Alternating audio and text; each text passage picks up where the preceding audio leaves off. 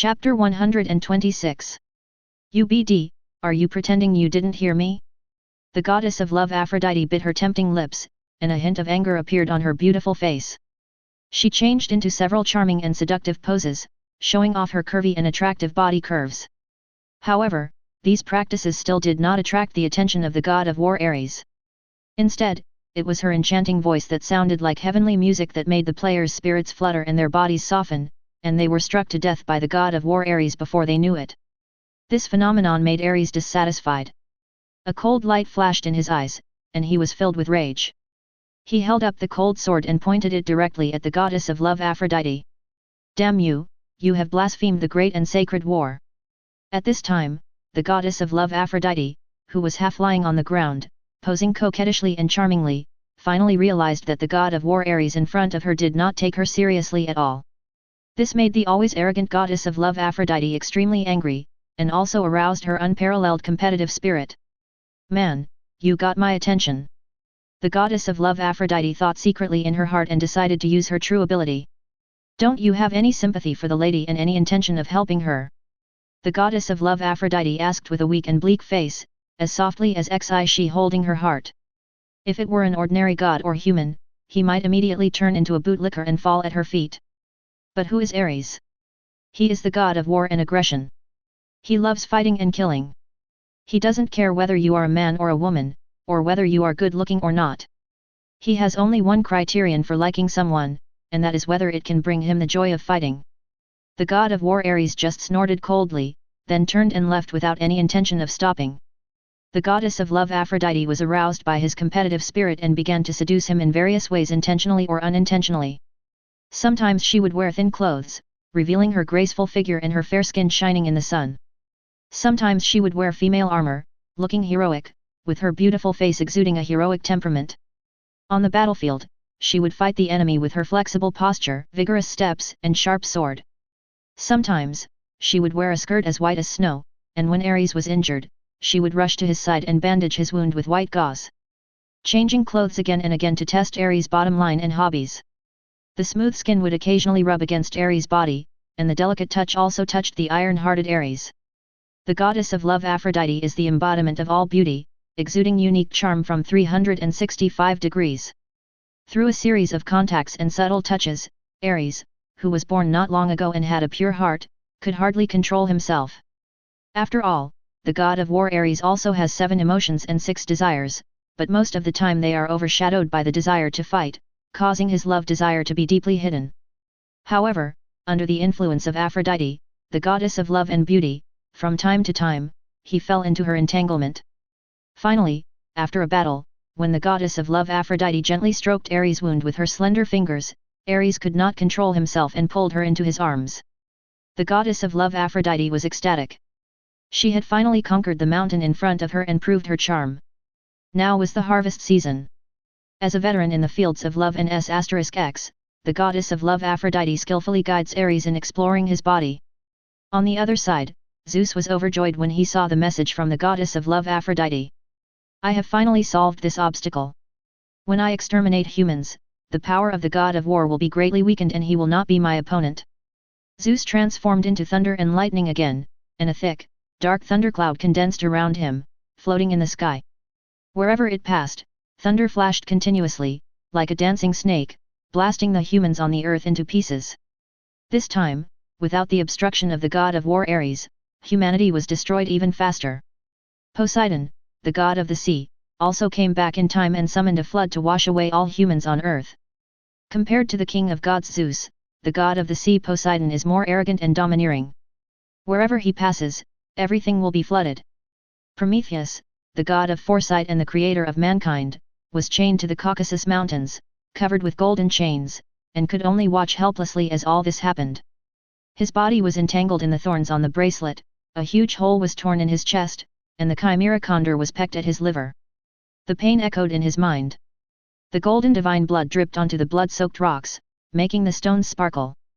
His spiritual perception, divine thoughts, consciousness, thinking, and physical body were stimulated by the endless potential in his body under the torture of pain.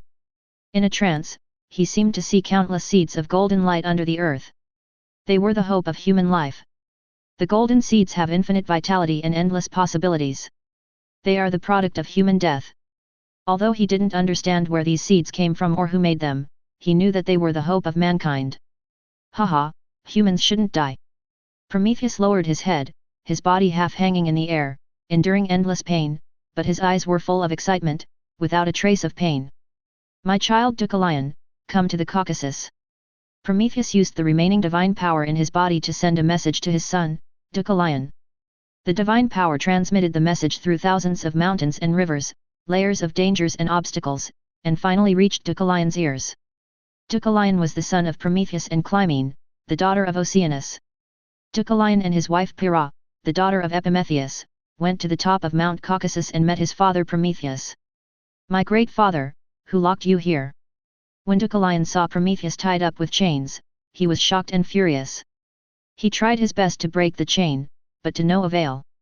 Prometheus shook his head and stopped him, because he knew that his son Deucalion would not be able to help him break free. Even though he was a real god, he couldn't break the chains. Deucalion was a demigod who didn't even have a priesthood, so he couldn't break the chains either. My child, don't waste your energy anymore. Listen to me. The destruction of mankind is inevitable. Ares, the god of war who could have prevented this from happening, fell into the lust and entanglement of Aphrodite, the goddess of love, and could not extricate himself. The only way to save humanity now is to dig up the bones of the human mother and throw them behind us. Deucalion did not understand what his father meant and wanted to ask again, but Prometheus kept silent and stopped talking.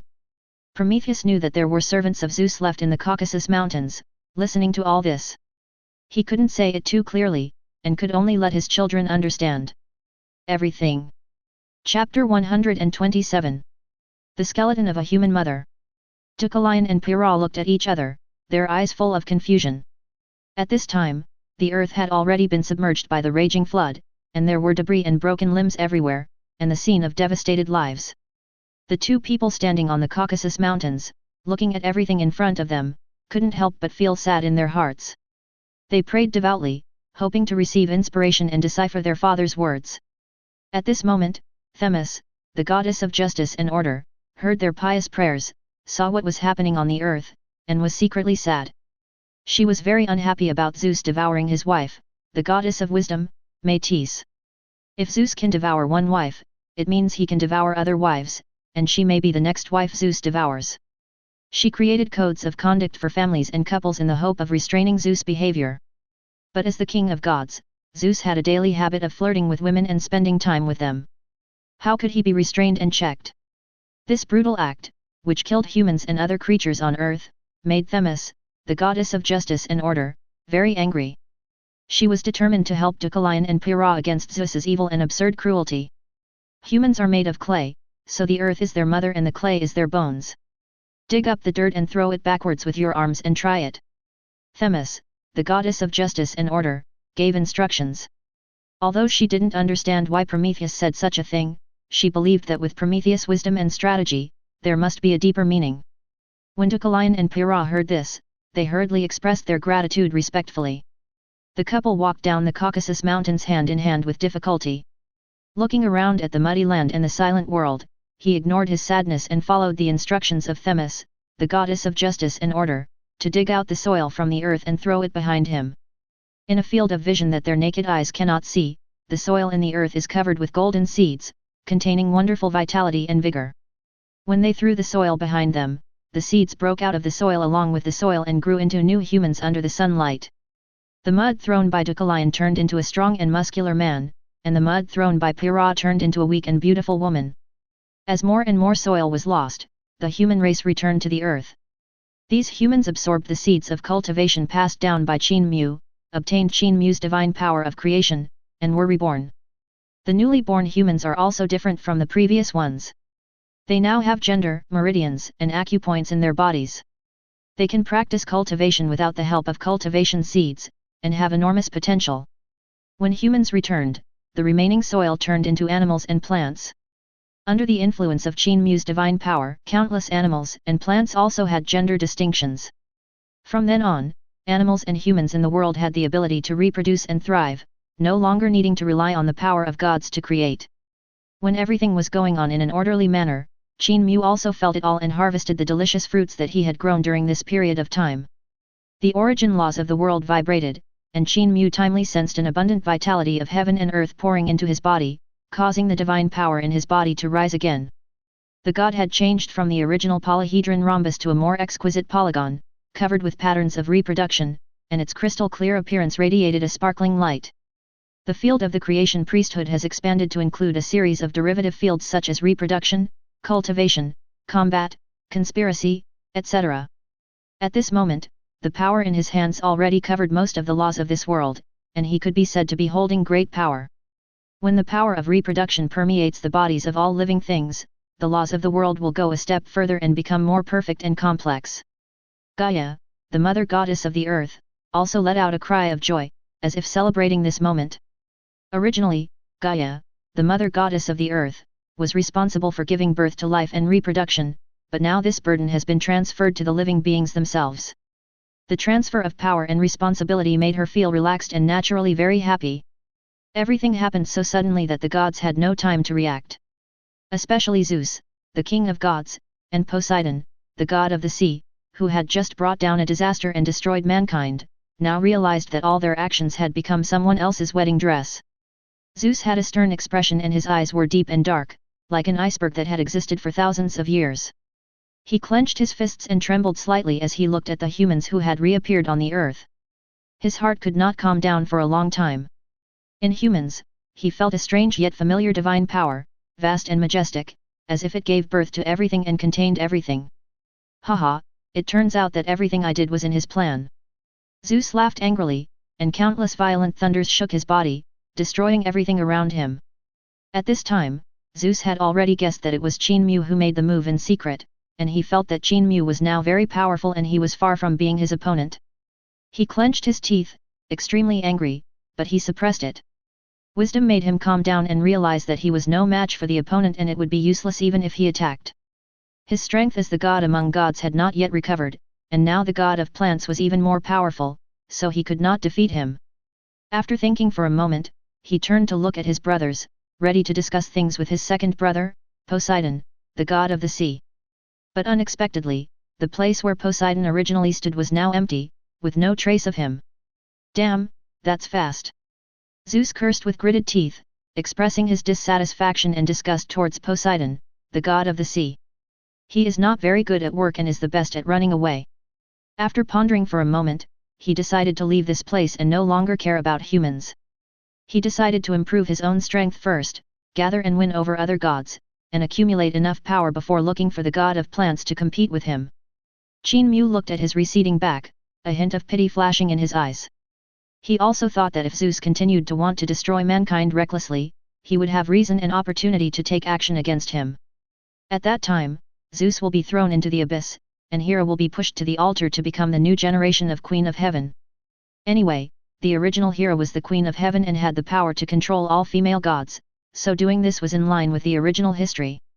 However, seeing that his idea was not realized, he did not care too much. With his current strength, which was at the ceiling of the divine combat power, he did not need to keep scheming and scheming. What's more, there was a glass of mellow and sweet wine that had been brewing for a long time, waiting for him to taste. That was the fine wine he created using the special energy released by thousands of players and humans after they had practiced and tempered their spirits. It is brewed with a firm will, undivided focus, diligent study, perseverance, and a spirit that is not afraid of life and death. Chapter 128. The flawless white palm was raised high, and the slender fingers gently held the crystal-clear wine glass that exuded amber light. In the wine glass, a pool of liquid emitting an amber glassy glow was swaying. Under the reflection of the sunlight, it looked as brilliant and dazzling as gold. When the breeze gently caresses the wine glass, it brings out the mellow and delicious aroma in the wine glass. The aroma is so tempting that it seems as if a dancing elf is about to penetrate into the nasal cavity. Qin Mu took a deep sniff of the wine, his face relaxed, his eyes emitting a strange and comfortable light, then he drank it all in one gulp at a 45-degree angle. This was fine wine brewed by the best spirit of mankind, and he drank it all in one gulp, swallowing it without leaving a drop. The fine wine brewed from special materials has magical effects and exudes special effects in his stomach. As the wine entered his stomach, a stream of warm air rushed out from his stomach like a fountain. Every pore in his body emanated strange energy fluctuations, and his brain became clear and intelligent. For a moment, his originally tense spirit was relaxed and his fatigue was released. It's worthy of being the alchemy technique in the mountain and sea world, it's really good. Qin Mu opened his eyes, and a fiery look flashed in his eyes. He also has a tireless spirit of exploration towards other worlds, looking for knowledge that can help him. He has an unparalleled lofty status in the world of mountains and seas, second only to the 5 emperors. In order not to waste this world, he plundered the knowledge and treasures in the mountain and sea worlds to enrich his wisdom and knowledge. The art of alchemy is one of them, which has the effect of melting everything into elixir and making up for the shortcomings of the cultivator. After Qin Mu obtained it, he improved it slightly and turned it into a version suitable for the rules of the Greek mythology world, that is, elixir in liquid form, or fine wine. He was a mortal, but suddenly became a god. In a very short period of time, he cultivated supreme divine power, covering most areas of the world. His soul had already reached the limit. At this moment, he was like a mobile phone whose memory had run out, and he was under indescribable pressure. But after drinking it, the power of the soul was replenished, the weak and powerless spirit was satisfied, and there was great progress and transformation. In an instant, he was full of energy again, like a young man full of energy, exuding a confident and lively aura. This spiritual energy, filled with endless vitality and passion, fills the world and affects everything around it. This energy was so lively that even Gaia, the mother of the earth, was affected at this moment. Her heart, which had been silent for many years, began to beat non-stop at this moment. The mountains are shaking, the rivers are flowing rapidly, and everything indicates the restless heart of Gaia, the mother goddess of the earth. In a trance, Qin Mu seemed to hear the call of Gaia, the mother goddess of the earth. The voice was long and distant, like crying and complaining, as if a beautiful and lonely woman was calling her long-lost lover.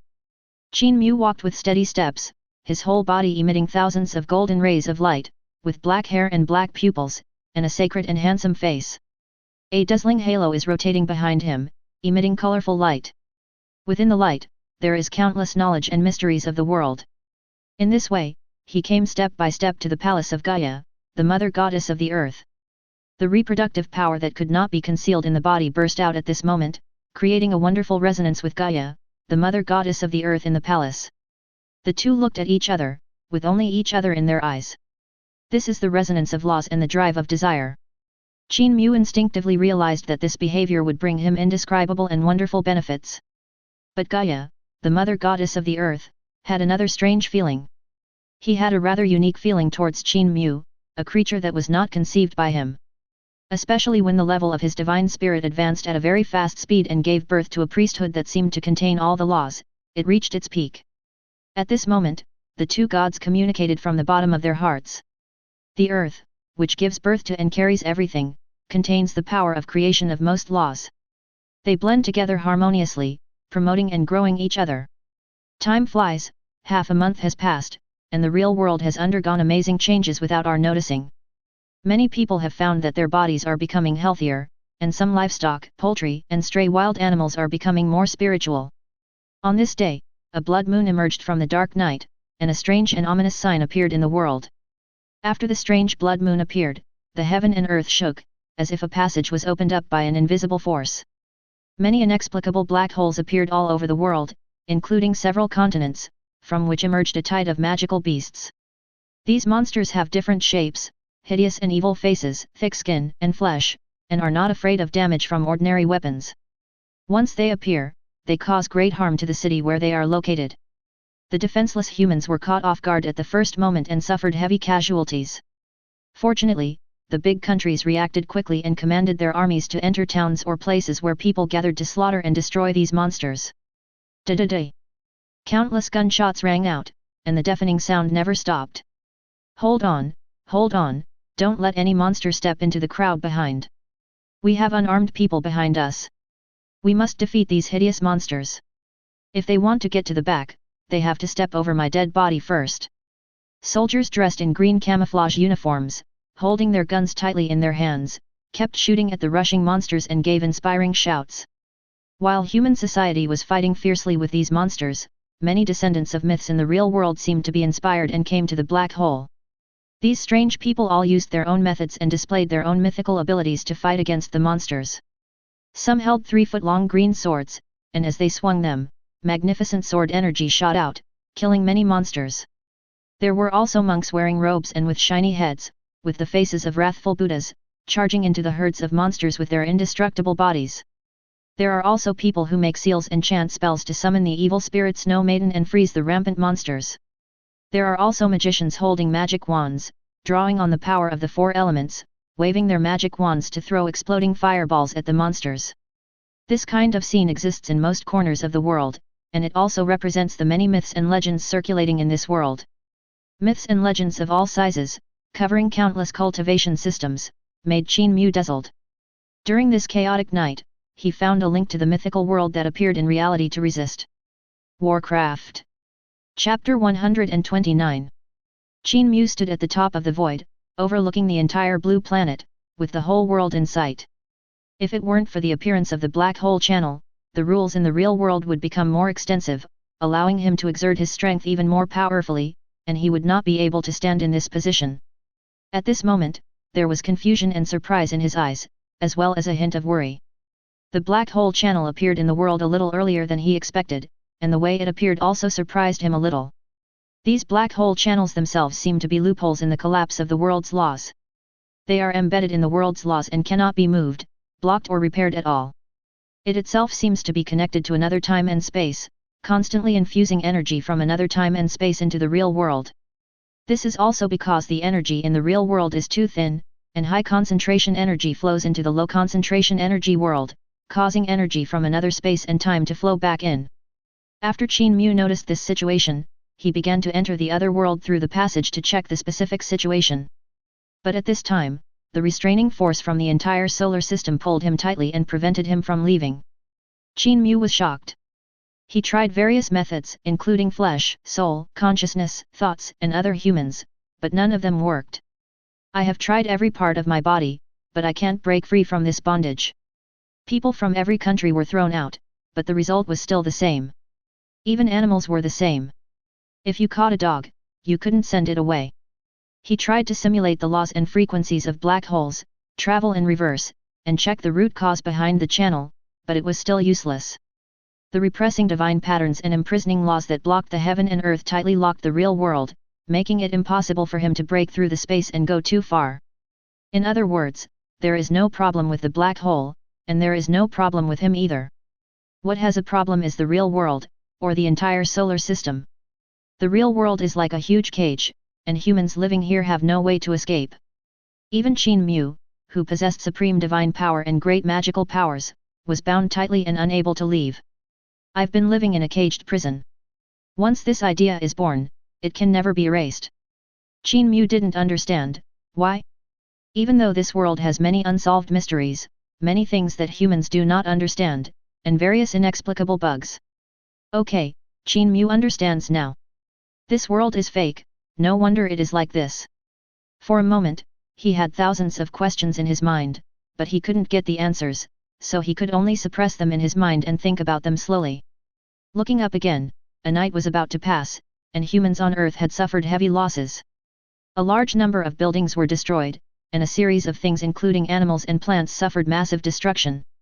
The Huaxia kingdom responded to the disaster promptly and suppressed the attack of the monsters, but it also suffered considerable damage. Qin Mu looked at it, raised his hand and waved it, and the divine power of creation in his body poured out, turning into thousands of golden stars in the air, emitting golden light, and pouring into the bodies of the dead and the injured. In an instant, the souls of the dead humans dissipated and gathered again between heaven and earth, returning to their own bodies. The wounds on his body that were trampled and bitten by the monsters healed in an instant. Brother, please don't die. How can I explain to your family if you die? Hold on, honey, it will be your turn soon. Mom and Dad, you were brutally killed by the monsters in order to save me. I will definitely avenge you. At this moment on the earth, countless people were hugging their closest ones and crying, just because they were a step slower in escaping, or were injured, or died directly. Until in the sky, bits of amber light like broken jade fell on the injured and dead people, directly resurrecting and healing them. Oh my God, I was so scared, how did you come back to life? Am I dreaming? Didn't you just die? This can't be a prank show, it's really dreamy tonight. When the dead were resurrected, it shocked countless people and even shocked the superiors. Check it for me. We must find out the reason. The leader in charge of coordinating the operations directly issued an order to investigate this mysterious phenomenon. An order was issued from the command room, and countless people rushed to start the investigation. I don't know. I don't understand why I suddenly came back to life. Originally all his comrades died in the battle, but a golden light fell from the sky and merged into his body, and he came back to life in an instant. This phenomenon only occurs in our country, Hawaii. This magical phenomenon does not occur in other countries. Is this the technology for resurrection that our country secretly developed? After some investigation, the people in charge of this area felt extremely overwhelmed and could not find any clues at all. All we know is that last night, the humans who died in the country of Hawaii were resurrected one after another under the influence of the golden light.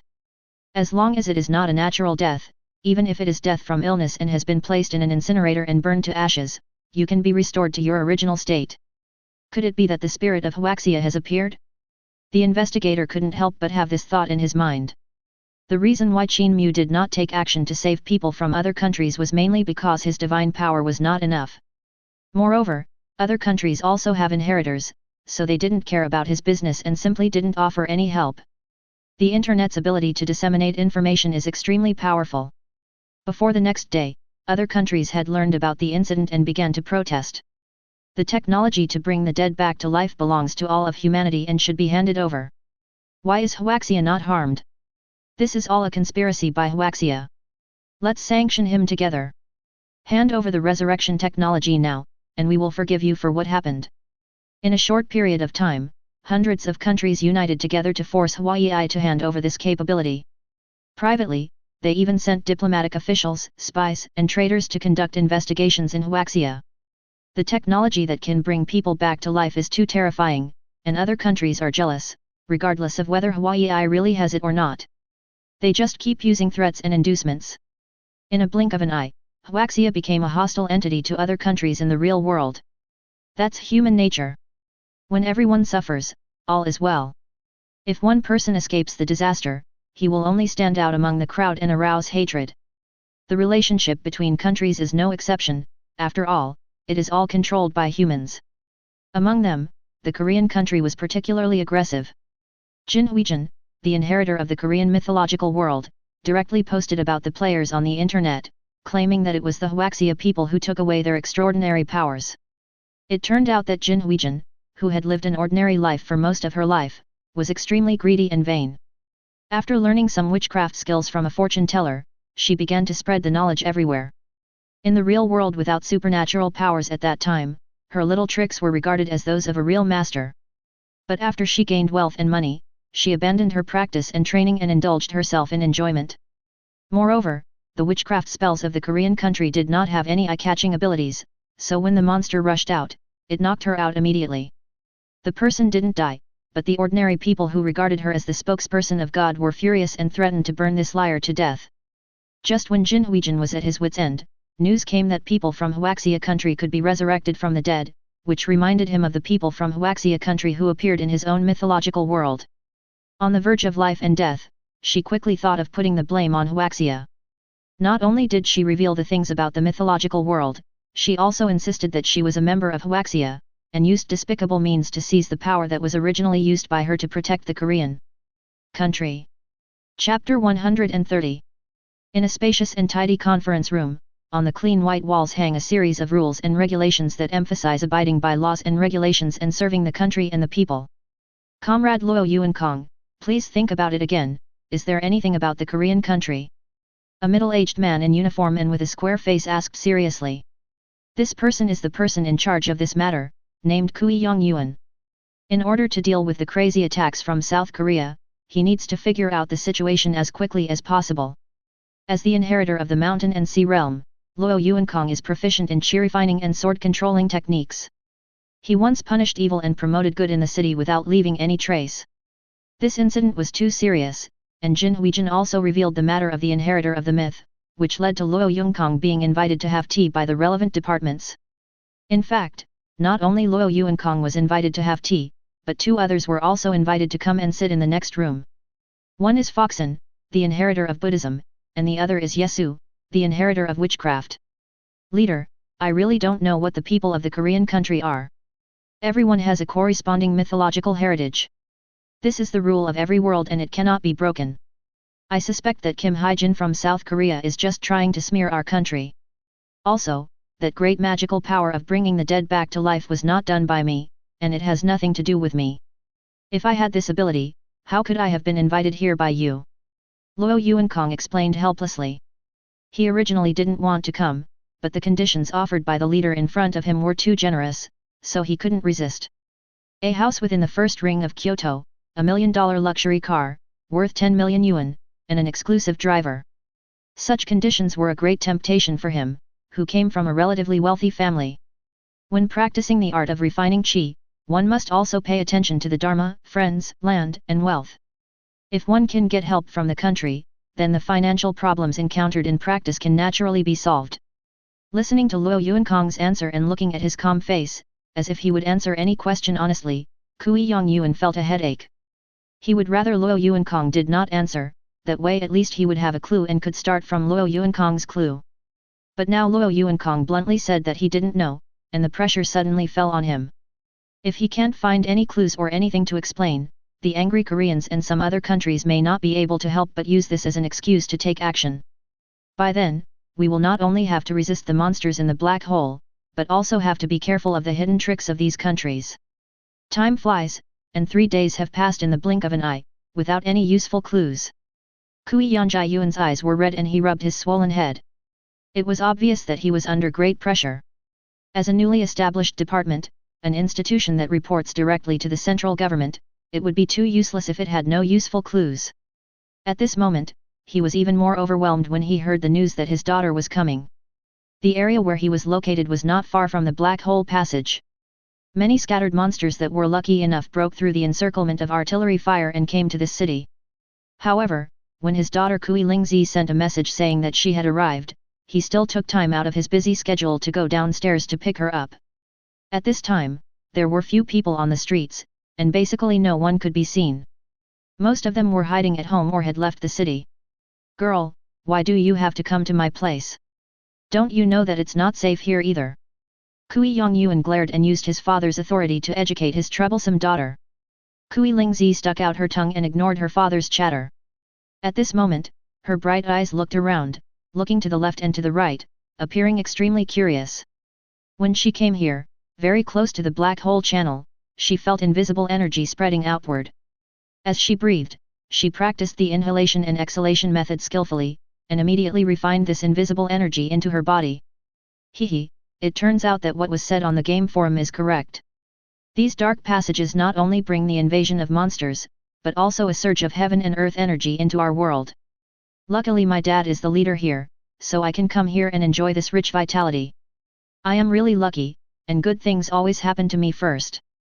As the frequency of her breathing exercises increased, Kui Lingzi's body was washed by the vital energy of heaven and earth, becoming crystal clear and her complexion rosy. This is the profound and exquisiteness of the qi refining technique handed down by Qin Mu.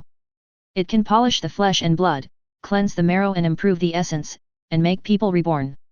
Kui Lingzi had already mastered this technique to perfection in the world of Greek mythology, and in reality, he was also very familiar with it and could practice it successfully without any difficulty.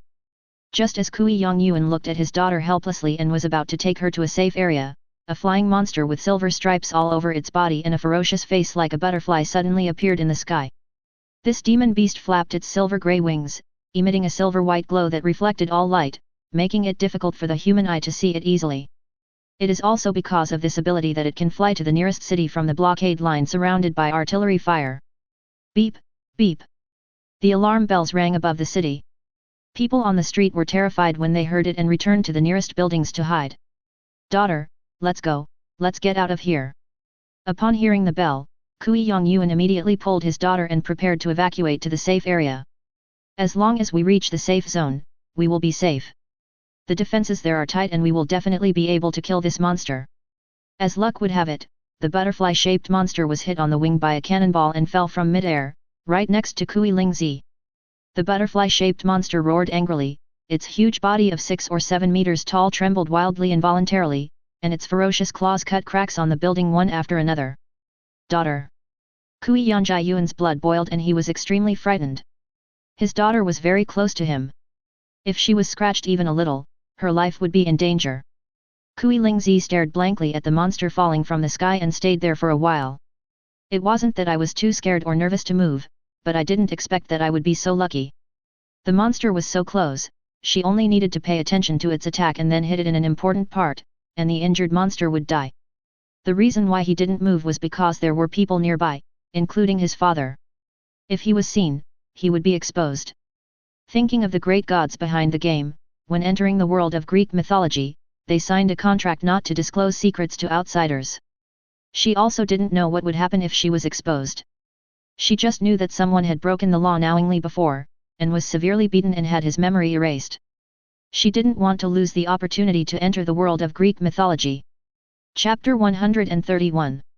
Kui Yanjiayuan's loud shouting successfully attracted the attention of the butterfly-shaped monster. The huge body of the butterfly-shaped monster turned over, and its huge black and purple pupils stared at him, and the huge pincers in its mouth opened and closed, making a crackling sound. Suddenly, it raised one of its broken wings and swung it fiercely at Kui Yangyuan, trying to smash him to death. Although the wings were badly broken, the skeleton alone was more than 3 meters long when stretched out, and was invulnerable to swords and spears. If it hit a person, it would probably cut him in half. It's over. This is the end of my life today. Kui Yangyuan closed his eyes, trembling all over, waiting for death to come. After a while, he found that there was no movement, so he quietly opened his eyes and saw an astonishing scene. He saw his lively, cheerful, lovely, and kind daughter stepping on the wing joint of the butterfly-shaped monster. A jade finger as white as snow emitted a light blue arrow and shot through the head of the butterfly-shaped monster. At this time, the butterfly-shaped monster was lying on the ground motionless, with no breath on its body, and dark green unknown liquid flowing from its head. Kui Yangyuan slapped himself, hoping to wake himself up from his dream. But the pain on his face told him that this was not a dream. His own daughter had actually killed this ferocious and brutal monster alone, using a sword-wielding technique similar to that of a qi refining practitioner, but different from the method used by Huaxia qi refiner Luo Yuankong. He had seen Luo Yuankong wielding a 3-foot-long green sword, slaughtering monsters in groups with ease and comfort, but that also required counting on one's fingers and reciting incantations, and making some preparations. But his daughter just stretched out her finger and shot out a powerful blue light wave like a pistol, killing the butterfly-shaped monster. "Girl, what are you doing?" Kui Yangyuan asked his daughter cautiously, wondering if she was also an inheritor of the ancient civilization myths. Kui Lingzi was also shocked when she saw the blue light coming out of her hand. She looked down at her palm in a daze. Just now, in order to save her father, she faced the butterfly-shaped monster in a hurry. In the world of Greek mythology, she has participated in many battles. After all, it is a mission activity, and she will fight with any player she meets. Through repeated battles and fights, she accumulated countless combat skills, so she was not at all nervous when facing the butterfly-shaped monster. And that blue ray was the divine skill that Qin Mu gave her after her priesthood was absorbed by Qin Mu after the game version was updated, Dusk Rain. This kind of divine skill is much more useless than the priesthood. It is a formation that Qin Mu has drawn in the players' bodies using his divine power. Once activated, you can control the water element between heaven and earth and use it to change into various forms to kill the enemy. This is not something that ordinary players can possess. It can only be granted to players who have possessed the priesthood. This can be considered as Qin Mu finding his conscience and providing some benefits to compensate them. He would water these leeks from time to time, allowing them to work hard for him. Kui Lingzi had tried it before. The divine skills cannot be used in reality, but just now in an extremely urgent situation, she accidentally used it. What she didn't know was that Qin Mu saw that the Warcraft disaster had too much impact on the real world, so he relaxed some of the restrictions on players. The original players were also warriors he trained to deal with possible disasters that might occur in reality. Allowing them to use divine skills and practice martial arts in reality was also a chess piece he had planned step by step. "Girl, you are not also the inheritor of ancient mythology, are you?" Seeing that Kui Lingzi did not answer and just stood there in a daze, Kui Yangyuan stepped forward to ask. "Ah, no, Abba Abba." Kui Lingzi just wanted to explain when a mouthful of garbled language came out of her mouth. Kui Yangyuan was completely confused after hearing this, and felt that he seemed to have found an important clue on his daughter. "What's wrong with you?" What language are you speaking?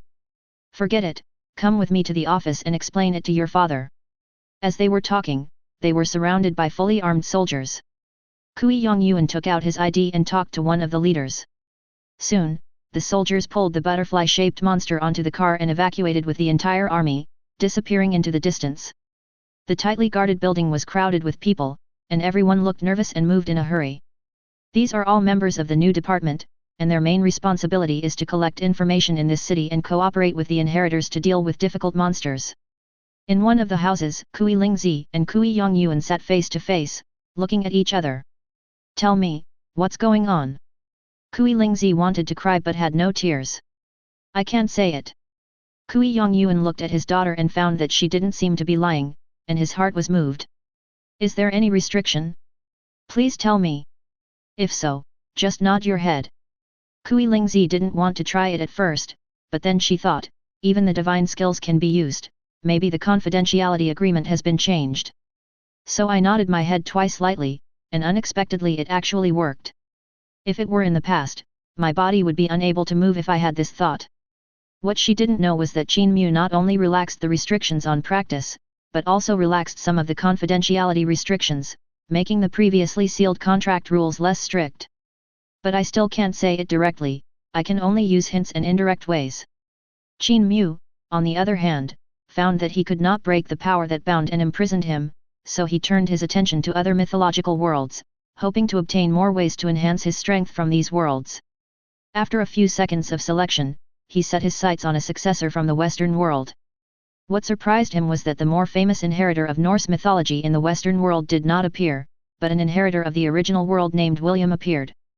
Qin Mu searched through all the myths and history about this mythical world, but could not find any trace of it. The inheritor named William possessed extraordinary abilities. He could control wind, fire, thunder, and lightning, and his recovery speed and physique were comparable to those of ordinary gods. This made Qin Mu very curious about the specific origins of this person. If I didn't exist, the Eastern Kingdom would never be able to compete with William. The strength of the other inheritors is okay, but they are still a long way from being able to compete with the gods. Qin Mu came to William silently, transformed into a grey mist and entered the world above his head. This world is also very broad and vast, comparable to the world of Greek mythology. Somehow, his sixth sense made him realize that this world would bring him unexpected gains. However, the harvest might also be accompanied by some dangers, which surprised him a little. However, the degree of danger did not make him retreat. Instead, he became more expectant and entered this world like a gust of wind. Chapter 132. There's an intruder. When Qin Mu just crossed the world barrier and entered this world, he heard a loud shout. The sound was like thunder and lightning, vast and muffled like thunder, as if it were everywhere. Qin Mu was stunned for a moment, not because he was afraid, but because he saw that the owner of the voice was too huge and the voice was too loud. In the chaos and nothingness, everything ceased to exist, as if the world had not yet been created. At this moment, an extremely vast, tall, and terrifying figure appeared before him. This figure was formed by a series of winds including countless gales, hurricanes, breezes, tornadoes, etc., forming a human-shaped giant. Qin Mu felt from him a force that condensed everything in the world as the source of wind. Qin Mu opened his mouth and was about to speak to communicate, but he noticed that dozens of similar great beings appeared beside him. An ancient giant made of countless red flames, a vast giant made of countless blue waters, a giant of light formed by the gathering of endless light. Various elements gathered together and transformed into a terrifying and powerful existence: flames, water, darkness, light, life, death, thunder, frost, aging, fear. Qin Mu counted carefully and found that there were about 80 beings, and each supreme being controlled a law. Compared to the gods in the Greek mythology world, their bodies are much larger, each one is tens of thousands of feet tall, and surrounded by a terrifying and chaotic aura, just like high-level gods. Looking at so many terrifying beings standing in the chaos and nothingness, Qin Mu thought of the 3,000 chaos demons in the prehistoric novels. However, in this world, there are not as many as 3,000, only more than 80. Qin Mu felt a familiar breath from them, which was the wonderful breath emanating from William.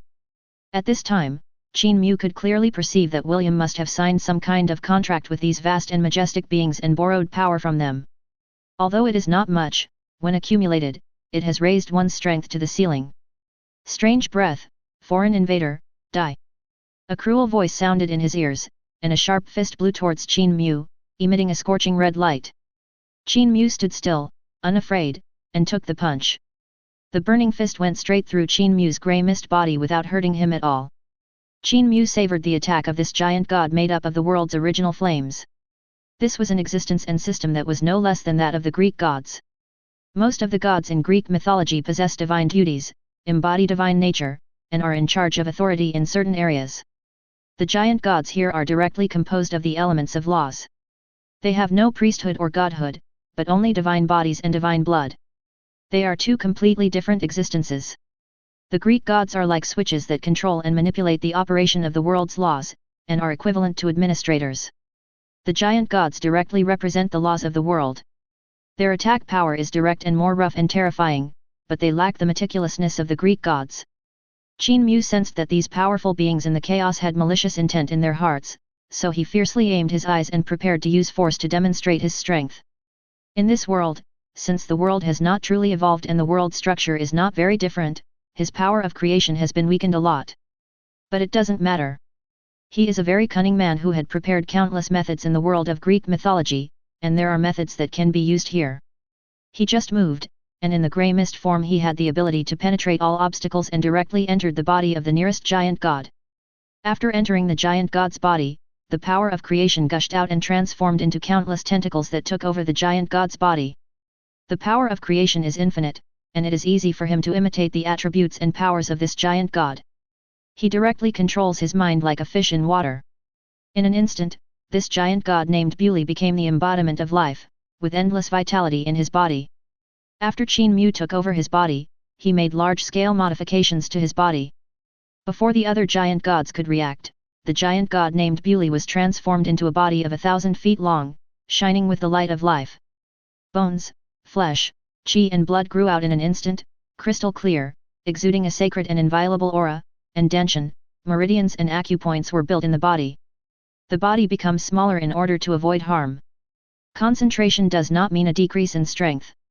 On the contrary, with the organs of living beings such as flesh, bones, meridians, chi and blood, he can exert his life force to 100%. Qin Mu drove the transformed body of the giant god and began to attack unscrupulously. In an instant, violent storms, thunder and lightning, light and darkness, time and space attacks came one after another, and everything became extremely chaotic. The terrifying attack exploded in the void, and the colorful light illuminated the void like daylight. Inch by inch, space cracks appeared in the void, like the cracks in a tortoise shell, swallowing up the chaotic energy nearby. Qin Mu was not in a hurry. He looked for gaps between these fierce and terrifying attacks and dodged by jumping. The reduction in size of the divine body did have an effect, with speed and reaction abilities greatly improved. At this moment, he was like a tenacious cockroach. Surrounded by many giant gods, he dodged back and forth, looking for an opportunity to counterattack.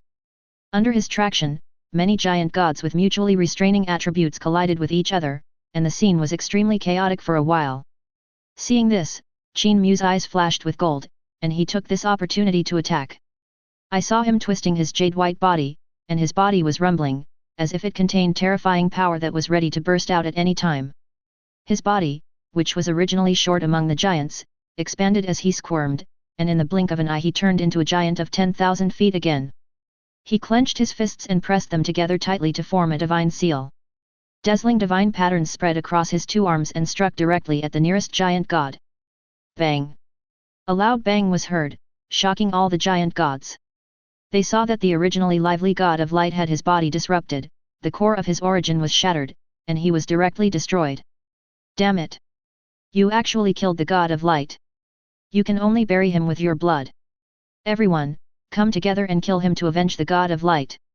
Qin Mu looked at the excited giant gods, their eyes were red, and they were rushing towards him like crazy, and his eyes were also cold.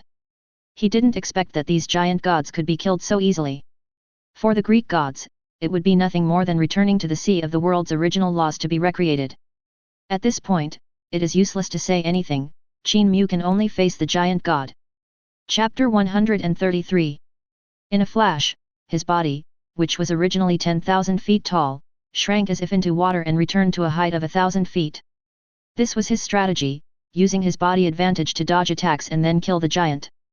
The structure of the giant god's body made him very curious, and he planned to do some research to see if he could also construct such a powerful body. If this idea is true, the combination of priesthood, godhood, divine body, and theology would be as powerful as the original gods in the Greek mythology world. Those 5 original gods are the gods of origin who constructed the world.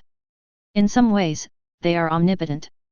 Thinking of this, he couldn't help but work harder.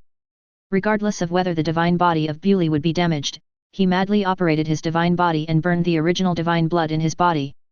Due to his fearless and desperate behavior, the giants fell one after another, and for a while only the most powerful ones were left on the field. The two sides were already bloodthirsty and there was no way to stop the fight. After the death of the giants, this chaotic and empty world was filled with their huge bodies and the earth began to appear. They began their final battle at the top of the world, determined to kill each other here. In order to maintain his endless fighting spirit and keep himself motivated, Qin Mu loosened the restrictions on the players, issued tasks, and allowed them to fight the monsters at will in the real world. When they were fighting, the spiritual will surging in their souls was absorbed and devoured by Qin Mu to keep his own will strong. He knew that he was not a genius with extraordinary talents, so he was always trying to improve himself. The previous hard training and information collection were like this, and the current treatment of players as broilers and leeks, devouring some of their spiritual power, is the same. However, the consequence of his actions caused huge waves in the real world. In an instant, Western countries discovered that the inheritors of myths, who were originally extremely rare, seemed to be everywhere in Huaxia, and could be found in every city. This is to prevent them from gathering together to cause trouble, so Qin Mu will randomly select one or several people from every city, town, and village. But in the eyes of Western countries, this is a very shameful and evil behavior. Is Huaxia country cheating? Why do so many extraordinary people suddenly appear? Investigate Huaxia country strictly. I suspect Huaxia country is the mastermind behind all this. Why haven't the inheritors of the Greek world and Norse mythology appeared here? Can Huaxia give an explanation? Where did these extraordinary warriors come from?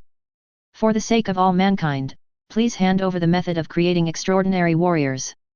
For a time, under the command of Qin Mu, players went to the front line to fight against warcraft, which attracted the attention and discussion of the whole world. Many Western countries were extremely jealous and issued statements demanding that Huaxia hand over the secrets so that they could share the method of creating extraordinary warriors. In the conference room, Kui Yongyuan also heard the news from his daughter for the first time, and knew that this real-world task would inevitably cause a strong response. But he couldn't stop it and could only report the situation to the relevant departments. The rest was just watching it all happen. The higher authorities only responded to him and asked him to wait and see what would happen.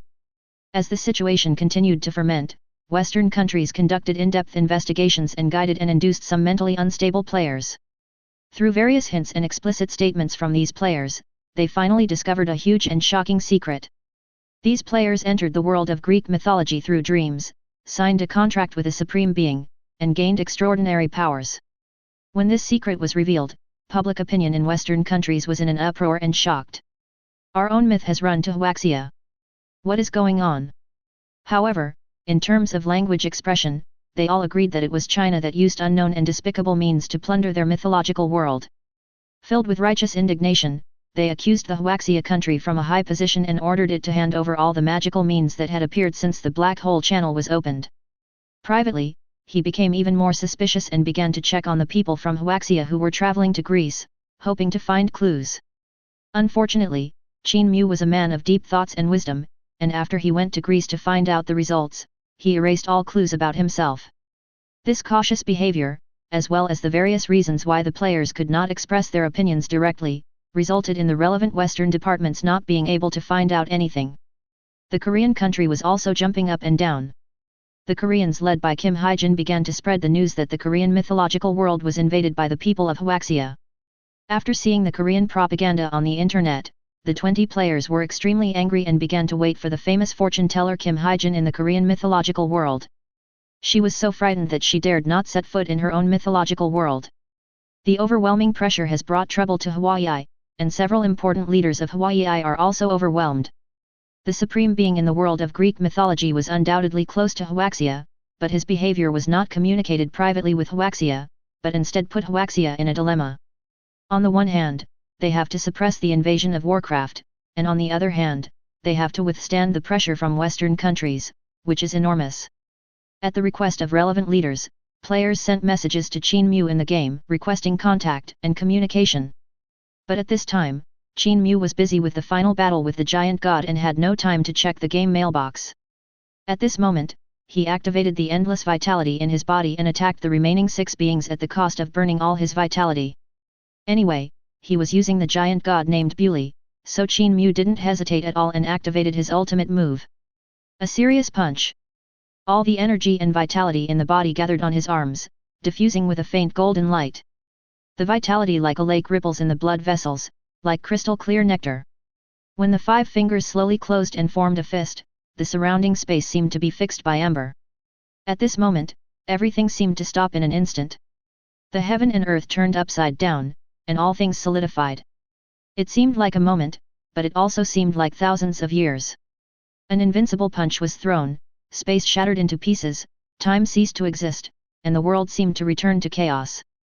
There was no order, and everything turned into nothingness. A golden light radiated out, illuminating everything. Wherever the fist passed, it turned into nothingness and chaos. The golden fist pierced through the remaining giant gods in an instant, turning them into particles, never to be resurrected.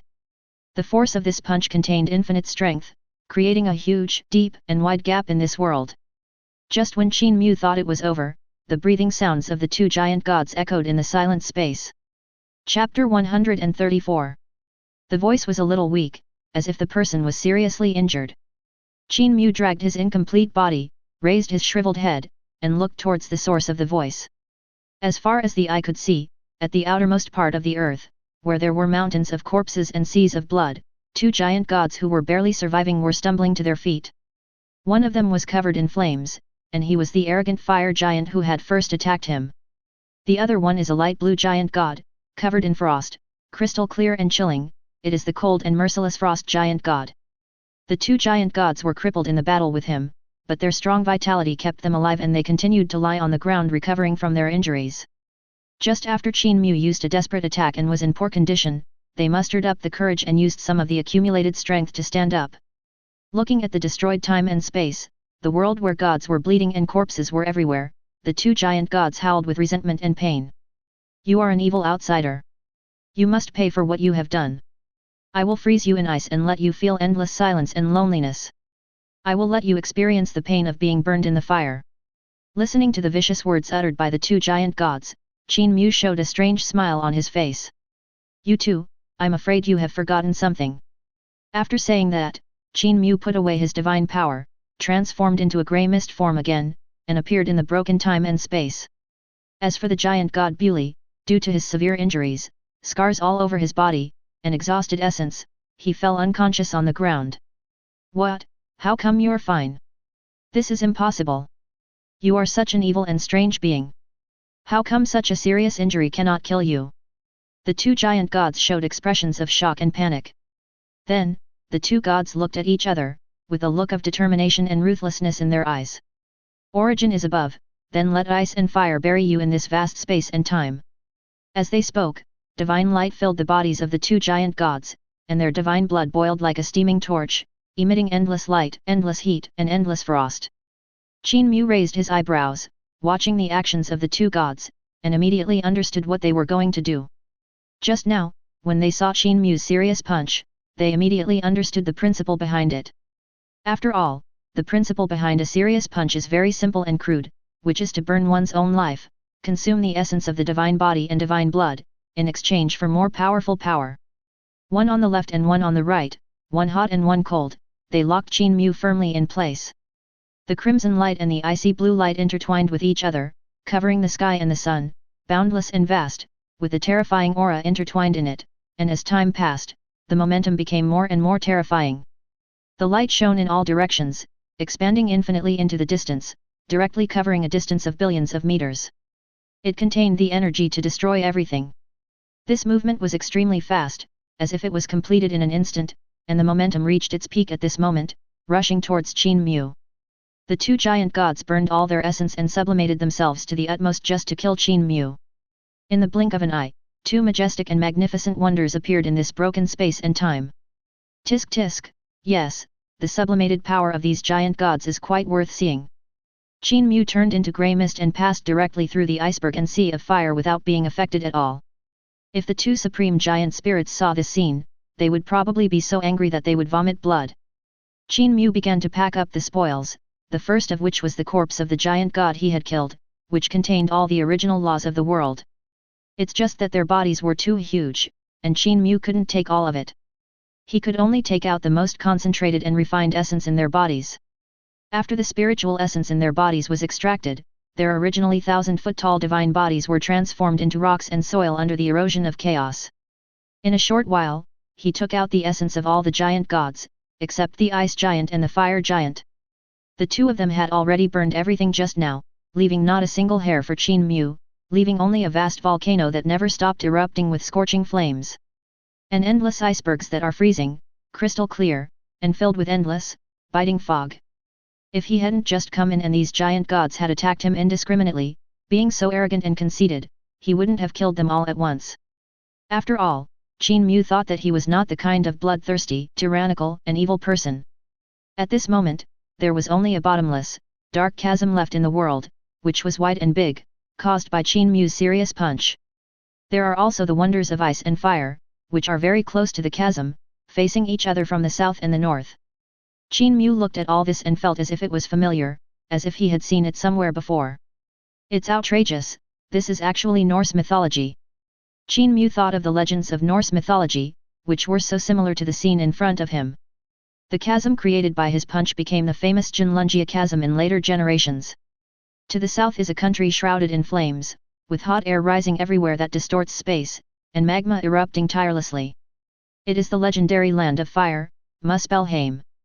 To the north is a winding kingdom of endless glaciers. The cold creates endless fog in the sky, covering a large area in the sky.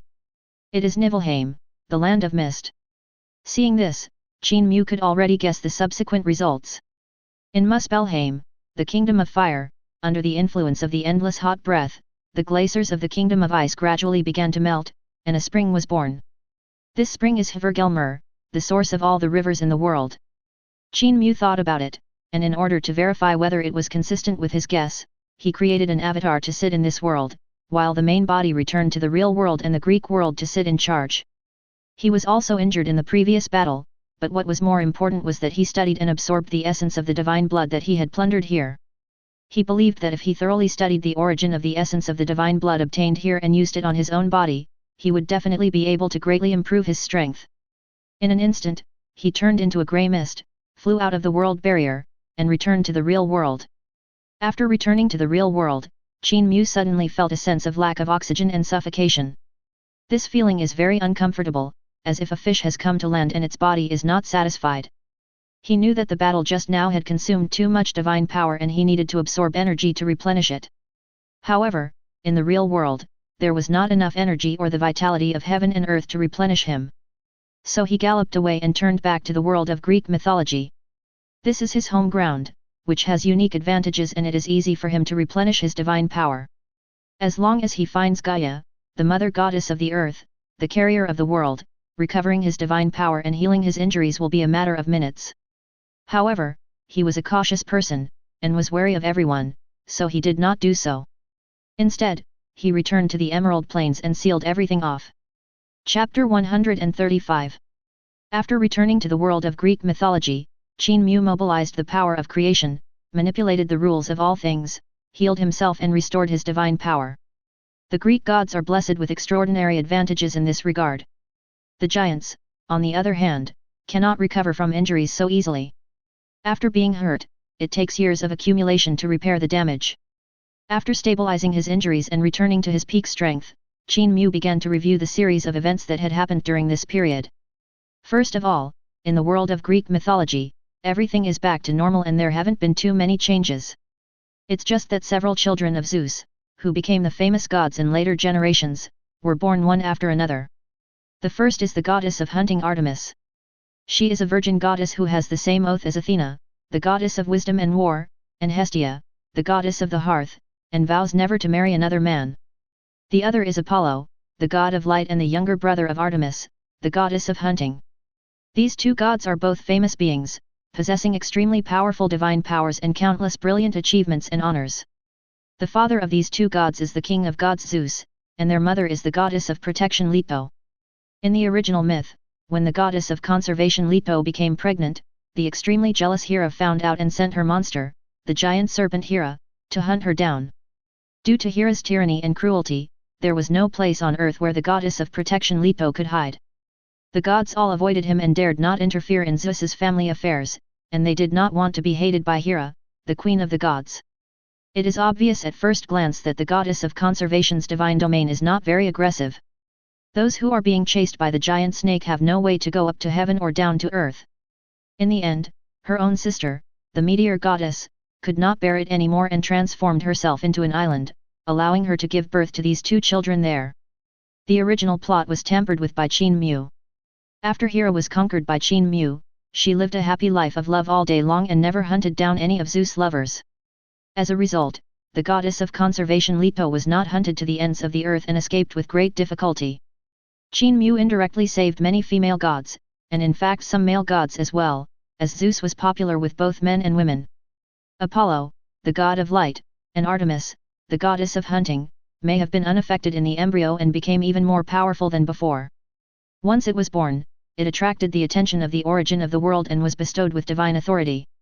When Zeus saw the two newly born gods, he realized that they were extremely talented, one in a million geniuses, and also his own children. He was so happy that he brought them to Mount Olympus. On the other side, Poseidon, the god of the sea, seemed to be stimulated by the danger and began to enhance his divine power and train his subordinates at the same time. Qin Mu doesn't care about the little thoughts of these people. His current strength is already invincible, not to mention the hundreds of mythological worlds in the real world waiting for his exploration. Once you have collected all the new knowledge, you will be able to increase your power and become even stronger. At that time, he would not have to be afraid of anyone, and would not take any conspiracies, traps, or plots seriously. After reading about the world of Greek mythology, I turned my attention to the real world. At this time, the Huaxia country, with the help of thousands of players, successfully suppressed the monsters that emerged from the black hole channel. And in a series of studies, it was found that consuming large amounts of the flesh and blood of these monsters can enhance the body, strengthen the muscles and bones, and have very high medicinal value. This discovery immediately turned the originally terrifying and ferocious monster into a cute creature that made everyone jealous. Often they are slaughtered as soon as they appear. This is the madness brought about by interests. Even the ferocious monsters are no match for humans who are trapped in money and interests. Those players fighting on the front lines also made a lot of money, and each of them is worth over $1 million. This is a series of benefits that the country has paid in order to win them over, and it is also because it is afraid that players will be lured away by foreign forces. On the other hand, except for a few superpowers that can cope with it with ease, other countries can only barely resist. Some small countries have not established their own armed forces and have simply disappeared from the world. Because of this incident, Western countries have been frantically attacking and slandering Hawaii on the internet, accusing Hawaii of inaction. He even threatened Huaxia with nuclear war, demanding that it hand over the players and the secret of resurrection. Qin Mu looked at the complex changes in the real world and the ever-changing situation, and found it much more interesting. At this time, the world of Greek mythology remained unchanged, and there was a sense of urgency. This is the difference between the two worlds. One is a world ruled by gods. The gods are immortal, eternally youthful, and have infinite power. Therefore, they hope that the world will change slowly and be in their own hands. On the other hand, in the real world, in the information society, communication between people and the transmission of information make the world constantly changing. Therefore, people can only keep running and catching up, otherwise, they will be left behind by the times if they are not careful. Qin Mu pondered for a moment and decided to further release the player data and even accept people from abroad. First, Hawaii is under considerable pressure, and as a part of it, we still have to consider it. Secondly, after people from foreign countries become players, they will have more lackeys and it will be very useful to explore so many mythological worlds. After thinking it over, Qin Mu began to modify and update the game system and the various information contained therein, including restrictive contracts, various rules and regulations that prohibited violations, etc. He overturned and rewrote everything, no matter how big or small, in order to maximize the usefulness of the players. There is an additional regular task bar, including a series of behaviors such as collecting information and acquiring knowledge. Turn on team mode, camp mode, etc. to carry out daily PK battles. The most important thing is that you can invite people offline, and as long as you consume a certain amount of points, you can redeem invitation cards in the mall. Qin Mu was not worried at all about whether foreigners would come in. There are also intelligent and wise people among foreigners, and there must be people in Huaxia who are greedy for wealth and fame and sell out their country for fame and fortune.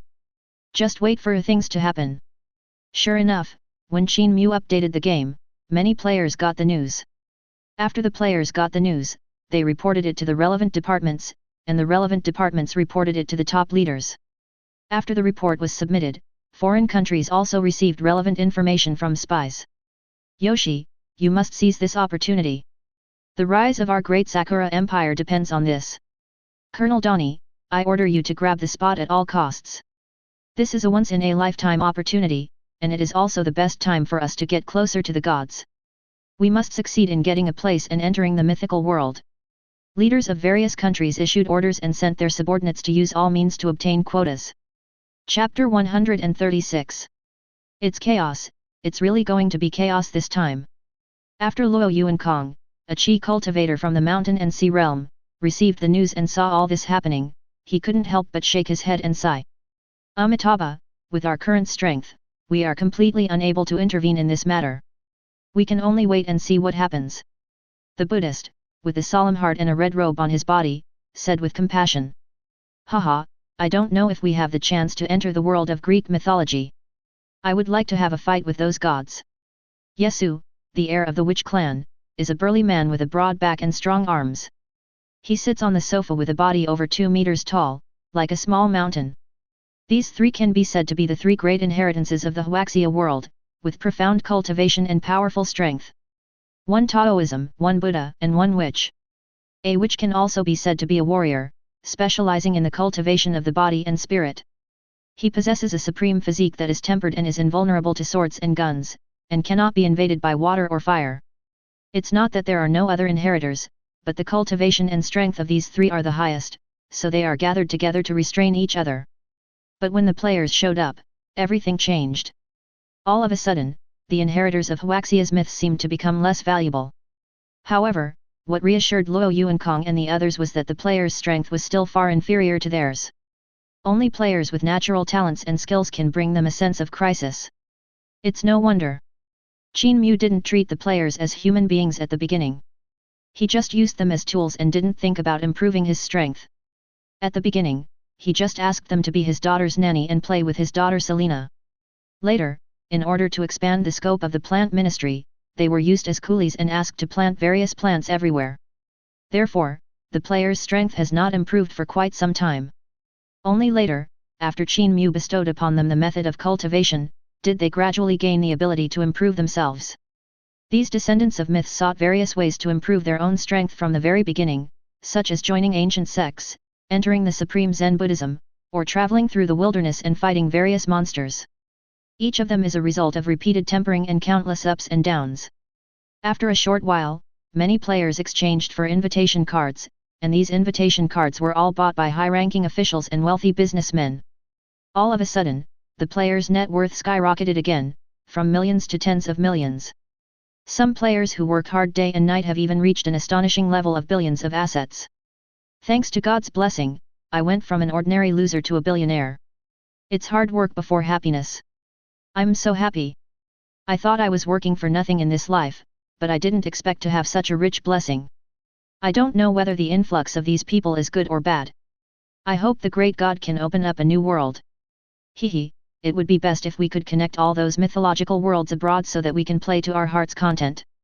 Qin Mu looked at the game panel and saw that the number of people invited in was increasing, and the number was rising like crazy, without any panic. At this time, he had plenty of ways to accommodate them, as he had more than 100 mythological worlds in his hands.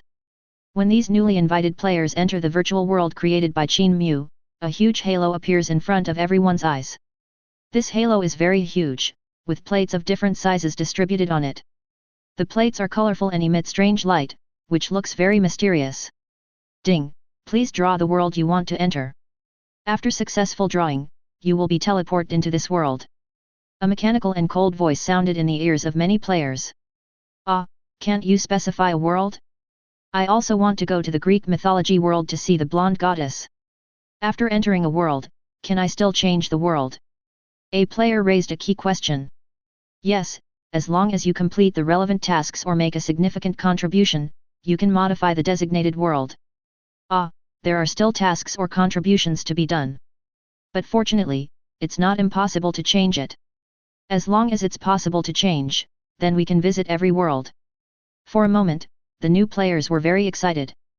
After the mythological world was randomly drawn, the newcomers were introduced into the world and all had sad faces. They were able to come in at the first time because most of them were wealthy or powerful people who had arranged assistants and bodyguards to help them, but they didn't bring any of them. Help! How come I was bitten by a wild beast just after being teleported here? A player who just entered the game saw the first scene when he opened his eyes. It was a 5 or 6 meter tall green wolf king with a bloody mouth. Oh! After a wolf howl, half of the player's body disappeared, leaving only 2 lonely legs standing on the ground. I want to complain. This birthplace is unsafe. I want to file a complaint too. I was eaten by a wild beast the moment I entered. You guys are fine. I was sucked dry of my blood by an ugly, scary, long-haired ghost. What are you doing? I was caught by a mountain elf with a hairy body and a face that looked like it was run over by a truck. I was beaten to death. 666, the upstairs is so miserable, even her virginity is gone. 666, the upstairs is so miserable, even her virginity is gone. 666, the upstairs is so miserable, even her virginity is gone. For a time, the entire game forum was full of complaints, and even on the internet in the real world, a lot of information appeared. This makes those who have not had the opportunity to enter feel extremely envious. After getting everything in order and getting on track, Qin Mu began to study the giant gods' original essence and blood. Although the essence and blood of these giant gods are different from the Greek god system and are complicated, Qin Mu has long been accustomed to it. In the world of Greek mythology, in order to improve his strength, he spent countless days and nights comprehending the laws and the authority of the plant priesthood. What's more, he is no longer the ignorant human being at this time, but an almighty being who can kill a world of chaos giants with his bare hands. With rich knowledge, profound insights, and unique vision, he quickly analyzed and comprehended some secret knowledge. Qin Mu decided to give this knowledge to some players and let them be his guinea pigs to see if there were any problems. He will only use it on himself if he is sure there is no problem. This knowledge with experimental significance and some of the rare giant god's blood essence soon arrived in the mall and were snapped up by players. For the players, it was like a huge cake, and they rushed to it like moths to a flame. Without exception, the players who obtained these things have seen their strength significantly improved. Some have gained the ability to control fire, some have the talent to transform into liquid, and some can transform into a sickle of death to reap the lives of living beings. Chapter 137. With the various operations and effects of the players, the essence and blood of the giant god have been discovered and used in various ways. There are some methods that even amazed Qin Mu, and he had to admire the imagination of these people. Of course, he knew that most of the players had the support of big forces or countries behind them. He is not alone, there is a laboratory behind him, or hundreds or thousands of people are giving advice. These players can say that they are sure to make money, but Qin Mu said that he never loses money. With the help of the players, the research and analysis on the origin of the giant god's blood has been advancing by leaps and bounds. Soon after, Qin Mu felt that he could absorb it, completely integrate it into his body, and turn it into his own strength. Thinking of this, Qin Mu turned his attention to the original ancient world, that is, the world of Norse mythology. Here, he sensed an invisible force that was using his hand to guide the world back on track. The power was extremely powerful, yet ethereal and illusory. If he did not control a part of the power of destiny, he would not have been able to detect it and would have thought it was a coincidence. Qin Mu named this power the power of world correction. He didn't understand why this world had not gotten on the right track and evolved into Norse mythology before, but instead existed as an older primitive universe. At this time, the world of Norse mythology is still desolate and deserted. However, at the intersection of ice and fire, the glacier gradually began to melt under the influence of heat, and the melted water was affected by the glacier kingdom and turned into frost. As time passed, the water vapor increased, the frost accumulated more and more, and became thicker and thicker, turning into ice. The appearance of frost brought new matter and changes to the world, as well as a hint of new vitality. Thus, a new life form gradually emerged in this ice and frost. The life form may have inherited the abilities of the giant god and has an extremely large physique. Since he was born from frost, he is a frost giant named Ymir. The frost giant Ymir lived in this deserted and silent world for a while and felt hungry and bored. He urgently needed a companion to accompany him, so under his strong will, another existence was born into the world. Perhaps the frost giant Ymir wanted food more than his companions, so the newly born being was a cow named Odumbra, whose duty was to feed the frost giant Ymir.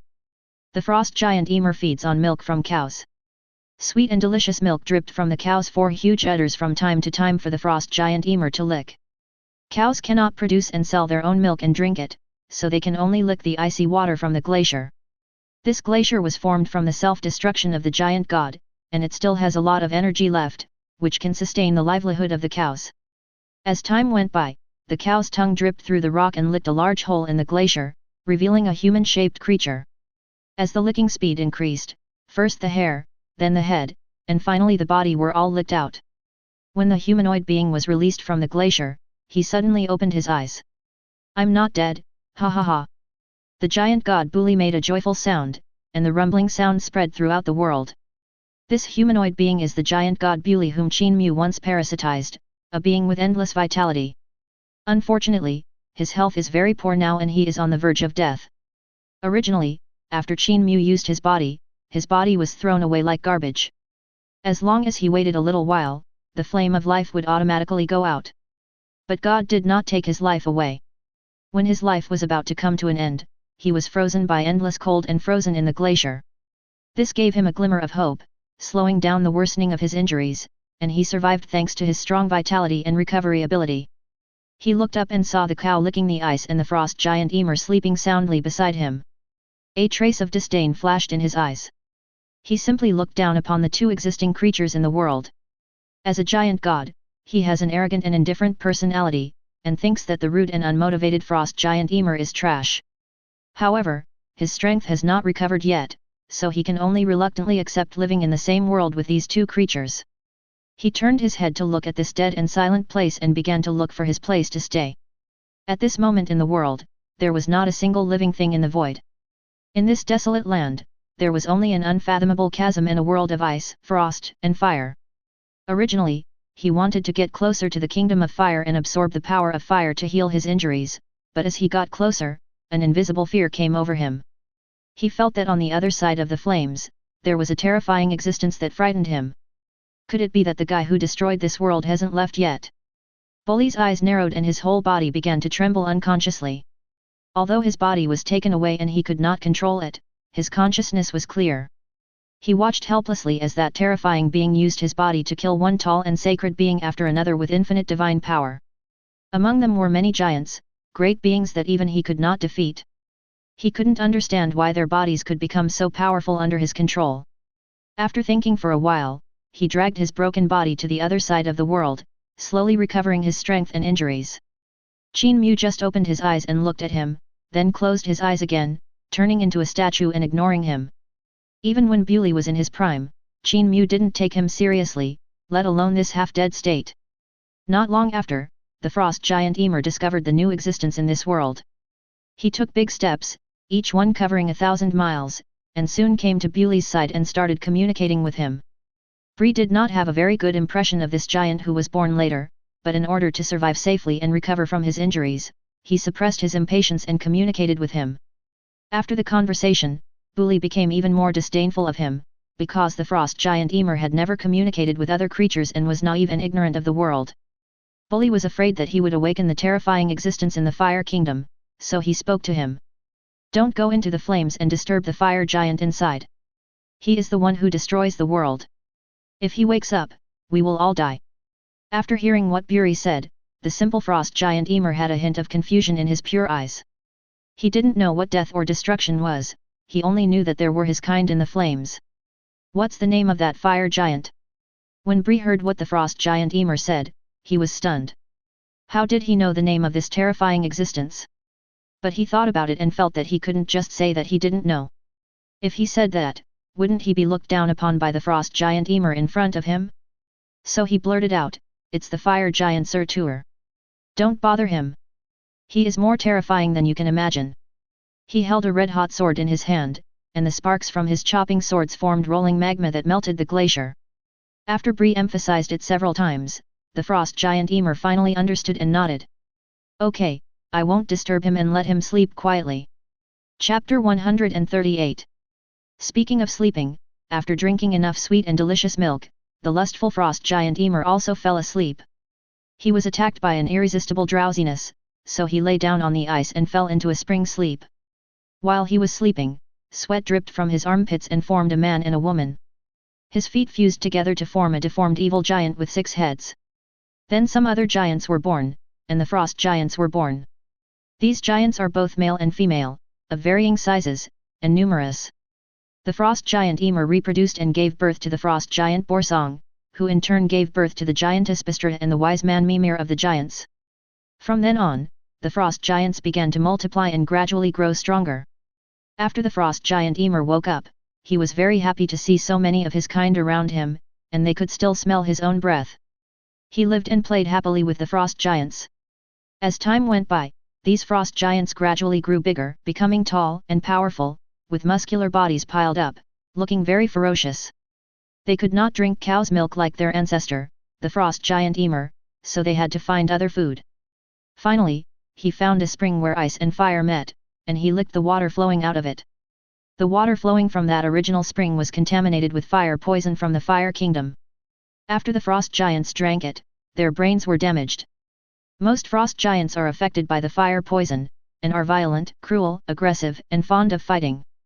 With no natural enemies, they could drink spring water at will and create babies whenever they had the chance. Soon, the number of frost giants reached an astonishing level. At this time, the world is full of vitality, and frost giants can be seen everywhere. Until this day, the frost giants discovered Bully hiding aside to recover from his injuries, and they stepped forward to provoke him. When the giant god Bully saw that even your ancestor, the frost giant Ymir, did not dare to do this to me, his eyes were immediately filled with flames of anger. "Go to hell, ant!" With a punch, endless power swept in and turned into a terrifying fist shadow, hitting the frost giants. The frost giant had thick skin and flesh, so he did not die immediately. He kept wailing and screaming, which attracted the attention of other frost giants. A large number of frost giants were extremely angry and were determined to tear Bree into pieces. But given their size and strength, they couldn't hurt Bully at all. Instead, Bully knocked down one frost giant with one punch.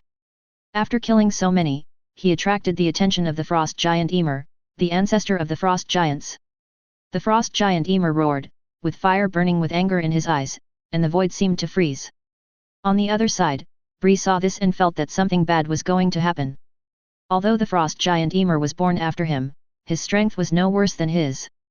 They are both beings nurtured by heaven and earth, and their life levels are similar, not to mention that he has the help of the frost giants. Just as he was about to explain, he was blocked by a huge fist coming towards him. Boom! With one punch, Bully's body flew tens of thousands of meters away like a firecracker, forming a deep chasm on the ground. Damn it, damn giant! As a giant god, Bully had never suffered such humiliation. He immediately stood up and fought with the frost giant Ymir. Although the frost giant Ymir was not as experienced in fighting as Bree's injuries had not yet healed, and there were frost giants pulling at his arms and legs, affecting his performance. The two fought for 3 days and 3 nights. Because there were too many giants, the giant god Bully gradually ran out of strength and died on the battlefield. But before he died, Bully had a trick up his sleeve. In order to get revenge, he gave birth to a tall, strong, and physically strong son, Baoer. After Baoer was born, he discovered that he could not defeat these numerous and powerful frost giants and their ancestor, the frost giant Ymir. At the same time, he does not have the ability of his father god Bully to split himself, and cannot give birth to children. Just as he was thinking about it day and night, he saw the female giant Bistra among the frost giants. "Since I can't give birth to offspring on my own, let the frost giants help me." With this idea in mind, Baoer began tracking the giantess Bistra. In a battle, Beor snatched back the giantess Bistra, made her his wife, and began his mission of having babies. Not long after, Bistra gave birth to 3 sons, Odin, Vili, and Fae, equivalent to spirit, will, and divine. When her sons were born, out of maternal love or perhaps helplessness, the giantess Bistra obeyed Beor and no longer thought about escaping. Instead, she began to raise her 3 sons actively. The giantess Bistra also had a sister named La Fae. Her husband was named Far Beauty and they gave birth to a son, who later became the famous god of trickery, Loki. Loki is not a brother of Thor like in Marvel. In fact, he is a brother of Odin. The two grew up and played together, and their relationship naturally improved over time. Odin and Loki became sworn brothers. During this period, the gods and giants lived in peace and lived a peaceful life. After seeing this scene, Qin Mu found it interesting, so he changed his body shape and came to the earth at this time to travel. Before, there were only frost giants fighting on the earth, which was boring. But now it is different. With the emergence of the gods, species diversity has increased. The gods have many handsome men, who are tall, handsome, and gentle like jade. The giants have beautiful female giants, while the male giants are ugly and rough. This combination is very similar to the Shura clan in the novel Hong Huang. However, Qin Mu did not find any trace of the prehistoric world, probably because it was fabricated and too powerful to be derived. The difference between the two led to most female giants having affairs with men from the god clan and giving birth to many mixed-race offspring. At first it was nothing, but later there were more and more mixed-race children, and as they grew up, they began to invade the giants' territory and resources. The giants generally look down on creatures that are half god and half giant, so they exclude them from the giant tribe and bully them in various ways. This is not the case with the Protoss. There were originally only 4 of them, and their numbers were very rare. They cherished these hybrids very much, took them under their command, taught them how to hunt and prey, and exercised their bodies. These mixed-race guys eventually became one of the branches of the gods, called the Vanir. With the addition of the Vanir, the strength of the gods expanded rapidly. As time went on, the Vanir gods slowly grew and became a force that could not be underestimated. As this force grew, the gods grew stronger at a speed visible to the naked eye. After seeing this scene, the wise men among the giants were extremely worried, as if there was something stuck in their throats. However, Baal, Odin and other gods felt that the time was ripe and prepared to go to war to avenge their ancestor of the gods, Buri. Under such circumstances, the two sides quickly became incompatible, disliked each other, and a war was on the verge of breaking out. The two sides soon started fighting, and the war burned the whole world. The fighting was fierce and there were countless casualties. This time, the Protoss had countless reserve personnel and were no longer afraid of the frost giants. When their members died, they would be reborn and trained to be warriors to fight. In addition, some female giants were seduced away by the gods, causing the strength of the frost giants to plummet. For a time, the strength of the two reached a certain balance. Qin Mu looked at all this and wanted to call the players over. But he knew that the players at that moment could not defeat these giants and gods with thick skin and bodies as big as mountains. At that time, I might have to intervene and take sides myself, so I gave up the idea. Chapter 139. Once a war starts, it is difficult to stop. The gods and giants deeply felt the same way on this point. Under the torment of war, they had to invest a large number of their people and start an endless tug-of-war. Odin, who had grown up at this time, was tall, strong and wise. He saw the death of people he was familiar with and felt that innocent people should not be sacrificed in this way, so he stood up. "My great father god, I have a plan." Odin looked at his father god Beor, who was also tall, strong, majestic, and covered with scars, and spoke. "You lead your people to entangle the frost giants. My 2 brothers and I will go to the ancestral land of the frost giants and kill their ancestor, the frost giant Ymir, to win the war." After listening to this, Beor, who was wearing golden armor and holding a sharp weapon, remained silent.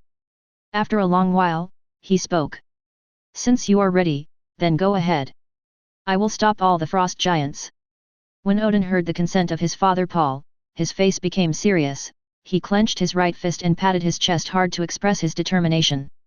Soon, Odin, Willi and Fae, 3 powerful gods, quietly came to the glacier kingdom and met the frost giant Ymir and his cow. And his father god Beor, after confirming that they had arrived at the location, led the gods to launch an attack. The frost giants had no idea what had gone wrong with the Protoss, so they could only lead all their capable and warlike members to the battlefield to fight against the Protoss. When the combat units of the frost giants in the rear left and the defense was weakened, Odin and his two brothers began to plan. The three gods took advantage of the frost giant Ymir's sleep and dealt him a heavy blow, waking him up from his sleep. The frost giant Ymir looked at the three annoying creatures in front of him and roared in anger. The roar shook the sky and shattered countless layers of ice on the glacier. The pale blue glacier collapsed with a deafening noise, and then, under the influence of the heat from the Fire Kingdom, the cold air rose, and the world seemed to be shrouded in white fog. Damn you, I should have killed you long ago. At this time, the frost giant Ymir was no longer innocent. It may be that all life forms live in groups, and wisdom can only grow and be reflected in large numbers. This is exactly the case with the frost giant Ymir. At this time, after years of baptism, he also has unparalleled wisdom. However, the three gods Odin, Wuli, and Faye were not afraid. Instead, they took up their weapons and launched a more fierce attack.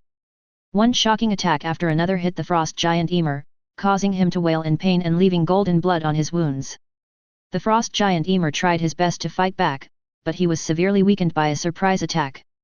His physical speed could not keep up with the three gods Odin, and he was finally tortured to death bit by bit. Not far from where he lived was the homeland of the frost giants, but only the old, weak, sick, and disabled were left there and could not participate in the battle at all, so they could only watch their ancestor die. When the frost giant Ymir died, the three gods Odin, Wuli, and Faye began to devour the divine power in his body. Odin, as the eldest brother born first, was the strongest and obtained the largest portion of power, while the remaining two divided the remaining power equally. Qin Mu watched all this and found it very interesting. Norse mythology and Greek mythology are quite similar in some aspects. The three brothers of Zeus and the three brothers of Odin are all three brothers. They seem to divide the world equally, but in fact they are scheming against each other. After the divine power in the body of the frost giant Ymir was absorbed, the golden blood gradually faded, and finally turned into clear water, flowing into the earth. The frost giant Ymir has been licking the cow's milk, and the cow has been licking the glacier. Over the endless years, an endless stream of water has accumulated in its body. This blood from the frost giant Ymir caused the first great flood in the Nordic world and drowned the frost giants nearby. Of the entire race, only a pair of frost giant couple survived and left this sad place in a small boat. The frost giant was named Bergelmir, and he and his wife floated downstream and fled to the edge of the world. In this remote area, the two worked hard to have children and established a new kingdom of giants, named Jotunheim, which means the home of giants. The gods who defeated the frost giants cheered and started a grand celebration banquet. Wine and meat were everywhere, and they enjoyed themselves to their heart's content. Compared to the unruly and reckless Greek mythology, the Norse mythology is more passionate, wild, and rough. Qin Mu not only watched all this happen, but also participated in it. At the dinner, I easily found a female giant who met my aesthetic standards and had a wonderful encounter. At this time, he has transcended human moral and ethical values and has become somewhat inhuman. Only occasional indulgence in pleasure can allow him to feel the human emotions, love, hate, and vengeance again. When the banquet was over, the gods began to call themselves the Aesir in order to celebrate their victory over the frost giants. The name Aesir means the pillars and supporters of the world, which shows their inner pride and complacency. After defeating the giants, they had more time and began to plan the world. The world at this time is still extremely desolate. The sky and the earth are pitch black, without light or life. The gods rolled the huge corpse of the ancestor frost giant Ymir into the Kinlunga chasm and used his flesh to build a land called Midgard. The eyebrows of the frost giant Ymir became the boundary of the land. The blood and sweat of the frost giant Ymir became oceans and rivers surrounding the land, his bones formed mountains and rocks, his teeth became cliffs, and his hair became trees, plants, and flowers. The gods then took the skull of the frost giant Ymir and cleverly suspended it above the land and the sea to form the sky, and took the brain of the frost giant Ymir and transformed it into clouds. He also transformed the first 4 maggots that grew out of the body of the frost giant Ymir into 4 sturdy dwarfs, who carried the sky on their shoulders. The 4 dwarfs living in the north, south, east and west were named Nordli, Sudri, Ostri and Westri. After all these operations, the world has become much more prosperous, but a little strange. Qin Mu was speechless when he saw such a rough operation. The style of Norse mythology was so weird and terrifying at the beginning. Above his head was a pale skull and white brain matter, under his feet were bloody pieces of flesh, and all around him were his various organs. After a series of operations, the frost giant Ymir was decomposed and filled the entire world. The world today is good, but it still lacks light. They went to the kingdom of fire and brought back fire and hung it in the sky, covering the entire sky and forming shining stars. The two largest pieces of fire were made into the sun and the moon, which were carried by a chariot made of gold. The gorgeous and exquisite car needed people to drive, so the gods took a fancy to a pair of beautiful and lovely children of the giant Mondile Farley. The boy was named Mani, meaning moon, and the girl was named Sur, meaning sun. The gods took the two men to heaven and made Mani drive the moon chariot and Sur drive the sun chariot. Chapter 140. The Asir gods used corpses to create the heavens and the earth and all things, arranged the sun, moon, and stars, and determined the rotation of the 4 seasons. Seeing that the world was still deserted, Odin and his brothers saw some wood floating on the sea.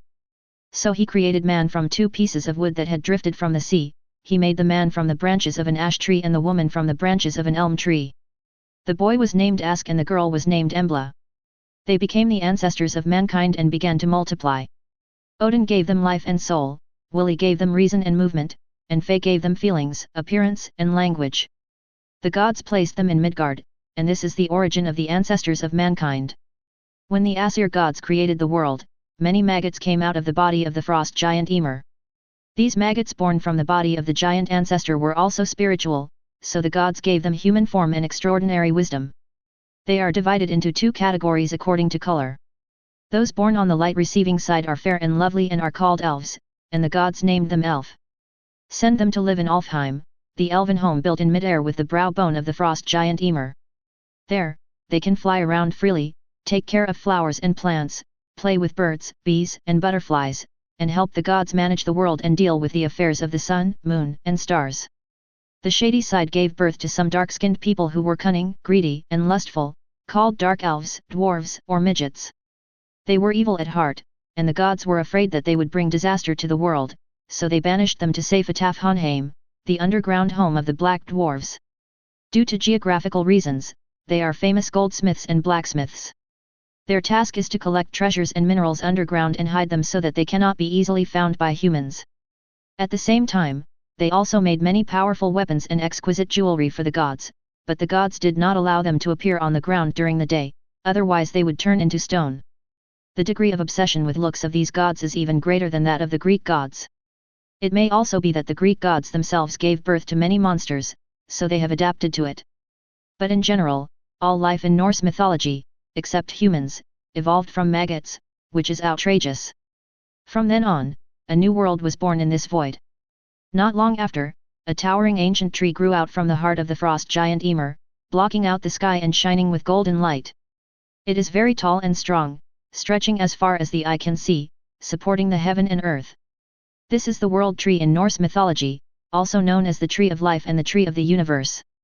This tree is also an ash tree, tall as the sky, with 3 thick roots underneath that penetrate deep into 3 major springs to absorb water.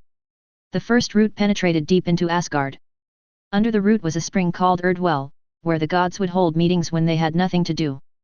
The second one is at the Mimir spring in Jotunheim, the kingdom of giants, and is guarded by the wise giant Mimir. The third one is at the Hvergelmir spring in Niflheim, the land of mists. Here there lived a terrible dragon named Nidhogg, who was constantly gnawing at the roots of the tree of life, and there were countless snakes helping the dragon to do this destructive work. It seemed as if this was their set mission. After they were born, they began to destroy the world tree and plunge the world into destruction. Qin Mu found this very problematic, and with a casual grab, he caught several poisonous snakes and giant dragons. The giant dragon Nidhogg was originally sleeping soundly on the world tree. When he opened his eyes and looked around, he found that he was no longer on the world tree, but in a country full of fire. It was that despicable guy who brought the great Nidhogg here. The giant dragon Nidhogg opened his eyes wide and began to roar. Green venom sprayed from his mouth, making a sizzling sound when it landed on the ground, and his arrogant voice echoed in the Fire Kingdom. No matter which world they are in, the dragon's temper and character are so arrogant. At this time, several poisonous snakes nearby also woke up. Great Dragon Nidhogg, why are we here? This doesn't seem to be the world tree. It's so hot. Fool, this is definitely not the world tree. It's so hot, it must be the fire country, Muspelheim. Who brought us here? Why don't I feel anything? The venomous snakes started talking among themselves. Silence. A tall and majestic figure slowly walked out from the raging fire. The man was red all over, tall, mighty and strong, with a giant in the shape of a flame appearing in front of its eyes between his eyebrows. This person is the incarnation of Qin Mu, representing his will and ruling this world. The reason for transforming into a fire giant is to fit in with the style of this world. He always felt that there might be some secrets hidden in Norse mythology, which would be helpful to him if solved. The group of poisonous snakes in front of him were the objects of his new research, and in his eyes, the giant dragon Nidhogger was just a larger poisonous snake. Maybe he drank too much sap from the world tree, causing him to mutate. Although the giant dragon Nidhogg was strong, it was no match for Qin Mu. Qin Mu simply waved his hand and pinned it to the ground, making it unable to move. Damn you, my great dragon Nidhogg will definitely defeat you. The dragon Nidhogg roared and growled continuously, his body twisting like a hemp rope, setting off waves of fire. Qin Mu just watched its operation with a calm look in his eyes, as if he was looking at an ant. This angered the dragon Nidhogg even more, and he fought harder, but it was of no avail as he could not move his body. Damn it, how long are you guys going to wait? Come and help me. The giant dragon Nidhogg looked at the poisonous snakes beside him angrily and ordered bluntly. Ah, there's nothing we can do. What should I do? I feel that the fire giant on the opposite side is more powerful. Why don't we go to the fire giant on the other side? After a few words, a few poisonous snakes abandoned their original boss and pledged allegiance to Qin Mu. Ah, you bunch of hateful guys, traitors, you will not have a good end. The dragon Nidhogg roared loudly. Well, can I surrender to you now? The giant dragon Nidhogg realized that there was a huge gap in strength between himself and Qin Mu, and he immediately gave in. It raised its head with difficulty, smiled awkwardly, and its eyes were full of flattery. Qin Mu was not at all surprised by the change in its attitude. All arrogance and complacency are based on strength. When encountering a being more powerful than him, this arrogance will quickly vanish into nothingness. Chapter 141. In the blazing flames, Qin Mu's tall and majestic figure stood, not affected at all, which instead added a bit of terrifying momentum to him. Seeing the giant dragon Nidhogg surrender, Qin Mu just nodded lightly. Qin Mu didn't care too much about whether he really gave in and was waiting for an opportunity to bite him. After all, he had the strength and there was no need to be afraid. A golden light shot out from Qin Mu's eyes, passing through the raging flames and enveloping the giant dragon Nidhogg and the poisonous snakes. The giant dragon Nidhogg and several poisonous snakes trembled violently and felt uncomfortable all over. If it weren't for the scales on their bodies, they would have been covered with goosebumps. Great fire giant, what are you going to do? The giant dragon Nidhogg asked after a moment of struggle. Qin Mu ignored his question and instead carefully examined its body and soul. He paid even more attention to the giant dragon Nidhogg, mainly because this guy had a great reputation. It brought a group of its younger brothers and gnawed frantically at the roots of the world tree until one day it bit the world tree apart, and then Ragnarok would come.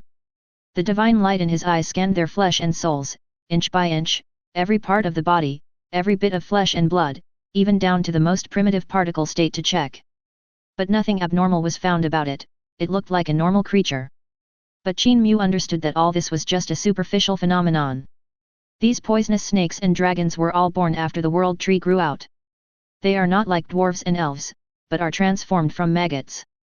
In other words, they originally existed in the world tree, just like crops, with hidden and invisible insect eggs inside, waiting for an opportunity to grow and devour the crops. After checking, the giant dragon Nidhogg checked the venomous snake next to it again and found that they were indeed the same species, but the giant dragon Nidhogg was a transformed and evolved being. Should we dissect them? Qin Mu's eyes flashed with a cold light as he began to think. The poisonous snakes seemed to sense something and their bodies began to tremble unconsciously. Qin Mu waved his hand, and a strange little world appeared before his eyes, isolating the venomous snakes in the world. He used his divine power to build a small world, blocking all connections, and decided to temporarily imprison these poisonous snakes until he came up with a solution before conducting further research. If you really can't find a solution, just dissect them all. There are plenty of these venomous snakes anyway. The giant dragon Nidhogg was also thrown into this empty and strange little world. Looking at the empty world, he could only wail and roar in pain. With the disappearance of the dragon Nidhogg, the world tree seemed to have a second spring and began to grow rapidly. At this moment, the group of poisonous snakes discovered the disappearance of the giant dragon Nidhogg and became crazy, scrambling to eat the roots, stems and branches of the world tree. Over time, new changes occurred in the bodies of these venomous snakes. Their bodies continued to expand and evolved into giant snakes hundreds or thousands of meters long. These huge creatures fought each other, devouring the flesh and blood of their own kind, and gradually an indescribable aura appeared in their bodies. Qin Mu watched all this happen quietly, but unexpectedly, there was a ray of hope after a dark period, and he found an opportunity in these poisonous snakes. After a bloody fight, one of the venomous snakes began to retreat and new scales grew on its old scales, but the transformation process was very slow and took some time. Qin Mu narrowed his eyes slightly, watching the birth of this new dragon, his divine light radiating, penetrating all sight, watching the many changes taking place in its body. Time flies, the days and months pass by like a shuttle. In the world of Norse mythology, after a long period of time, the venomous snake finally transformed into another dragon and began a new gnawing mission. Camilliar, the new great dragon, will bite off the world tree and plunge the world into destruction. Qin Mu discovered that this clan of venomous snakes seemed to be specifically designed to restrain the world tree. After the giant dragon Nidhogg disappeared, a new giant dragon would appear. When the giant dragon successfully transformed, an invisible and strange force surged into its body, changing its thinking. From then on, its main goal became to destroy the world tree and cause Ragnarok. Da-da-da. Qin Mu's fingers kept moving, a golden light appeared in the void, and an illusory door was slowly opened. Oh, I can finally come out. The giant dragon Nidhogg suddenly rushed out from the gate, twisting his hideous dark body, extremely excited.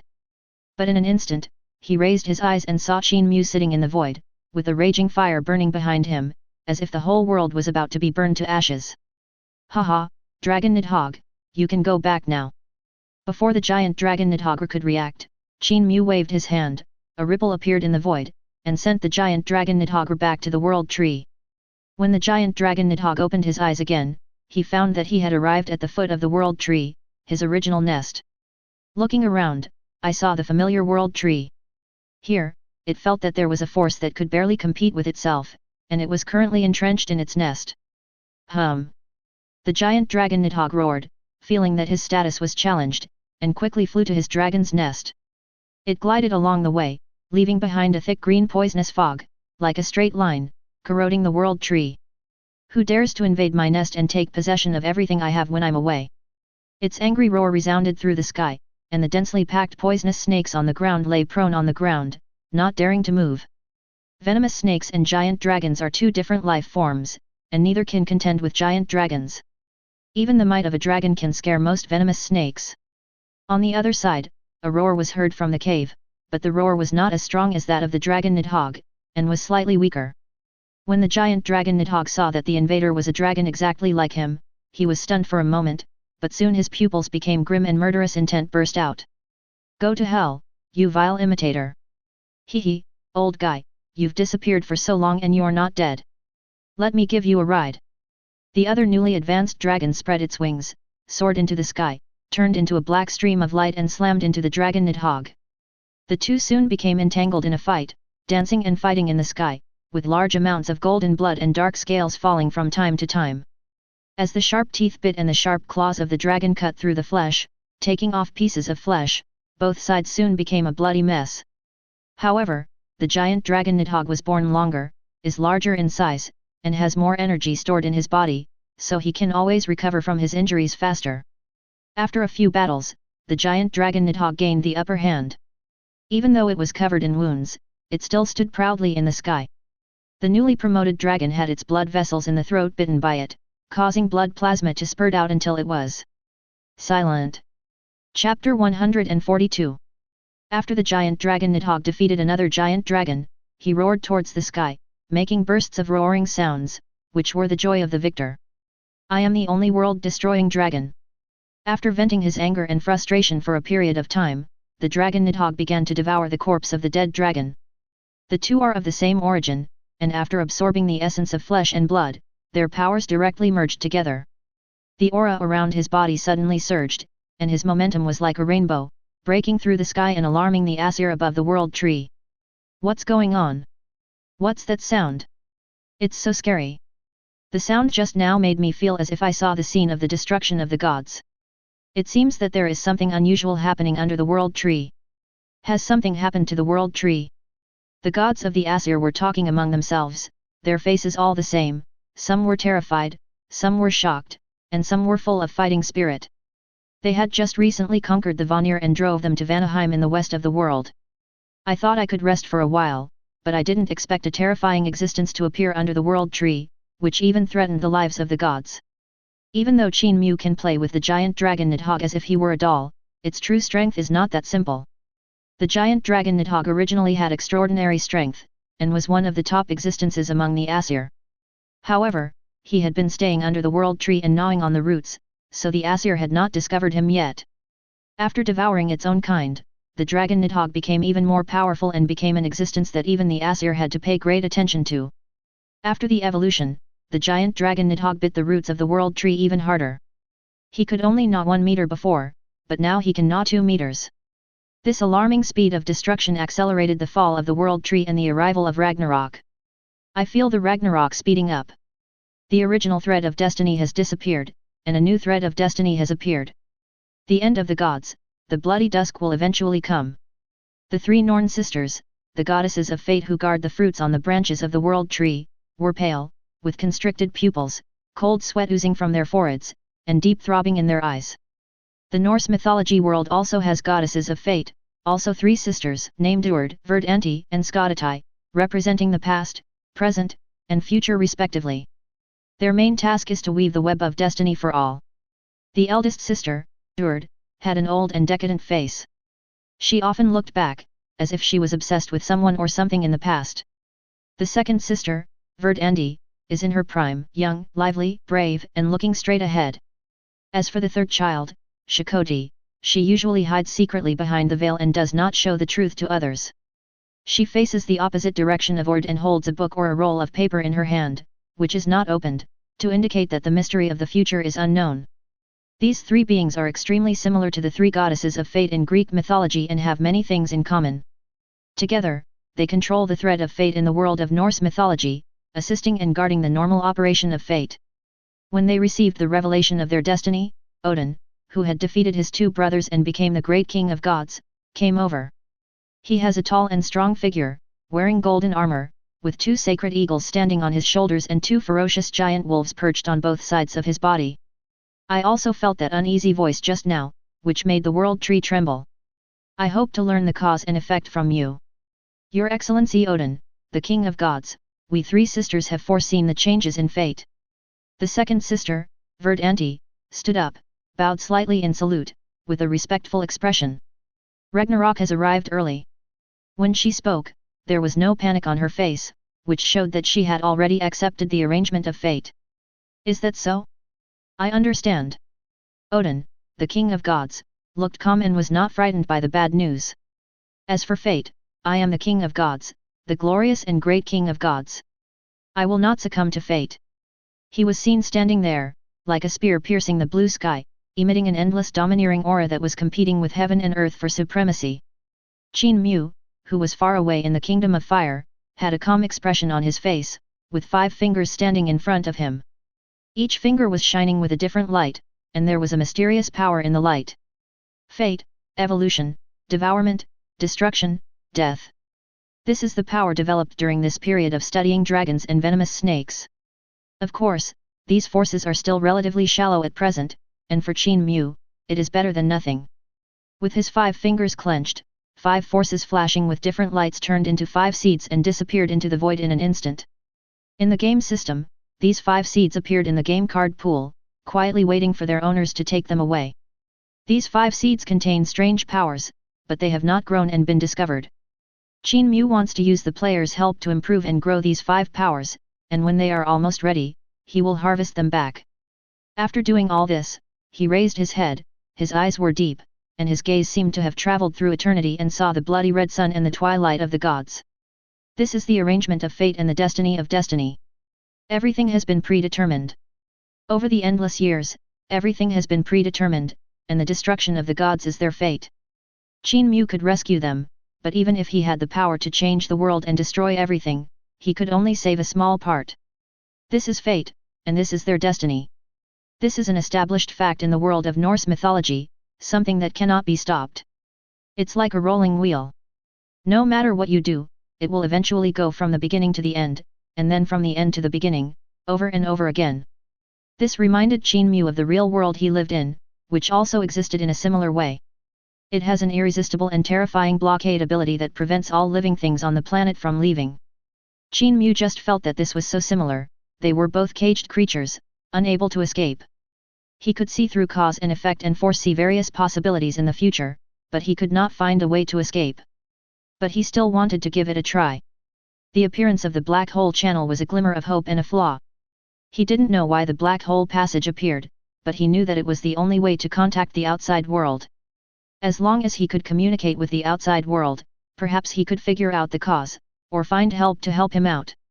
On the other side, Odin, who also refused to succumb to fate, came to the Fountain of Wisdom with firm belief, ready to use the help of the Fountain of Wisdom to gain the wisdom to know all the knowledge and things in the world. Chapter 143. In order to increase his wisdom and strength and thus prevent the twilight of the gods, Odin came to the center of the World Tree. The World Tree has infinite mysterious powers. Odin used its body part to make a spear, Kungunir. After it was done, Odin raised the mysterious spear that exuded the aura of chaos and stabbed it into his chest. Qin Mu couldn't help but admire him as he watched. He was indeed a local overlord and a tyrant. He was cruel to others and even crueler to himself. Of course, his approach is also very clever and has a great chance of success. Odin performed a great ceremony on the World Tree and stabbed himself into a coma by piercing his chest with a spear. At this time, the ritual began to sacrifice him to Odin, that is, himself. After this operation, he successfully put himself into a deeper state of thinking, and no distracting thoughts could disturb him. Just like that, he hung upside down on the World Tree for 9 days and 9 nights, enduring the freezing cold wind. After 9 days and 9 nights, the chaotic energy around them changed and began to transform into obscure and mysterious runes. Each of these runes represents a kind of knowledge, a magical spell, spells, etc. Qin Mu watched this scene, and with his flawless fingers he tapped the air several times, incorporating some of the knowledge and methods he knew into it. There are various cultivation methods from different worlds: meditation, breathing, magic, cultivation, sacrifice, awakening the spirit. The reason why he passed it to Odin was not because he was generous, but because he knew that after giving it to Odin, he would definitely protect and enhance the power of the gods for the sake of Ragnarok. Therefore, he would work hard to study these methods of cultivation and delve deeply into them. When there were results, he could directly receive them. And he was not afraid that Odin would threaten him. After all, Odin was a native of the Norse mythology world and it was impossible for him to escape from this world. But what he did was different. He could enter and exit these mythological worlds freely. If one day they become enemies and he cannot defeat Odin, he can still escape to other worlds. Odin unconsciously absorbed this vast, complex, and obscure knowledge in his deepest state. Due to the mixture of so much knowledge, when Odin woke up, his head was still dizzy and his eyes were extremely empty. Why is there so much strange knowledge? Odin came back to his senses and looked at the knowledge in his mind in surprise. Of course, the more knowledge the better, and he was very happy. However, as his research progressed, he gradually became less happy. This knowledge seems to come from different systems. Could it be the knowledge left behind by a civilization that was born in an even more ancient era? Odin's eyes were solemn, as if a huge rock was pressing on his heart. Although there is not much knowledge in my mind, if I take a glimpse of it, I can find that it is knowledge that is not inferior to the civilization of gods, and some of it is even more mysterious and great. Even these great civilizations have perished in the long river of time. How can the gods resist the coming of Ragnarok? For a moment, Odin felt a little uninterested and lost. But soon, he adjusted his mentality. After all, he was the king of the gods. If he could not shoulder the heavy responsibility and lead the gods to avoid death at dusk, the Aesir would be really finished. If these pieces of knowledge can be combined together, they might produce unexpected reactions. Odin, who was extremely wise, quickly thought of a new method and a new way out. However, his current wisdom is not enough to complete this huge project, so he prepares to seek external help. The Fountain of Wisdom, this is his next goal. It is said that anyone who drinks the water from the Fountain of Wisdom can understand all the knowledge and mysteries in the world and possess unparalleled wisdom. The one guarding it was Mimir of the giant tribe, who was also his uncle. Mimir drinks the fountain of wisdom all year round, is proficient in all kinds of magical knowledge, and has close contacts with the Vanir. The Vanir gods obtained a lot of terrifying and profound magic from him. This is why the Vanir had previously wanted to fight against the Aesir and refused to obey orders.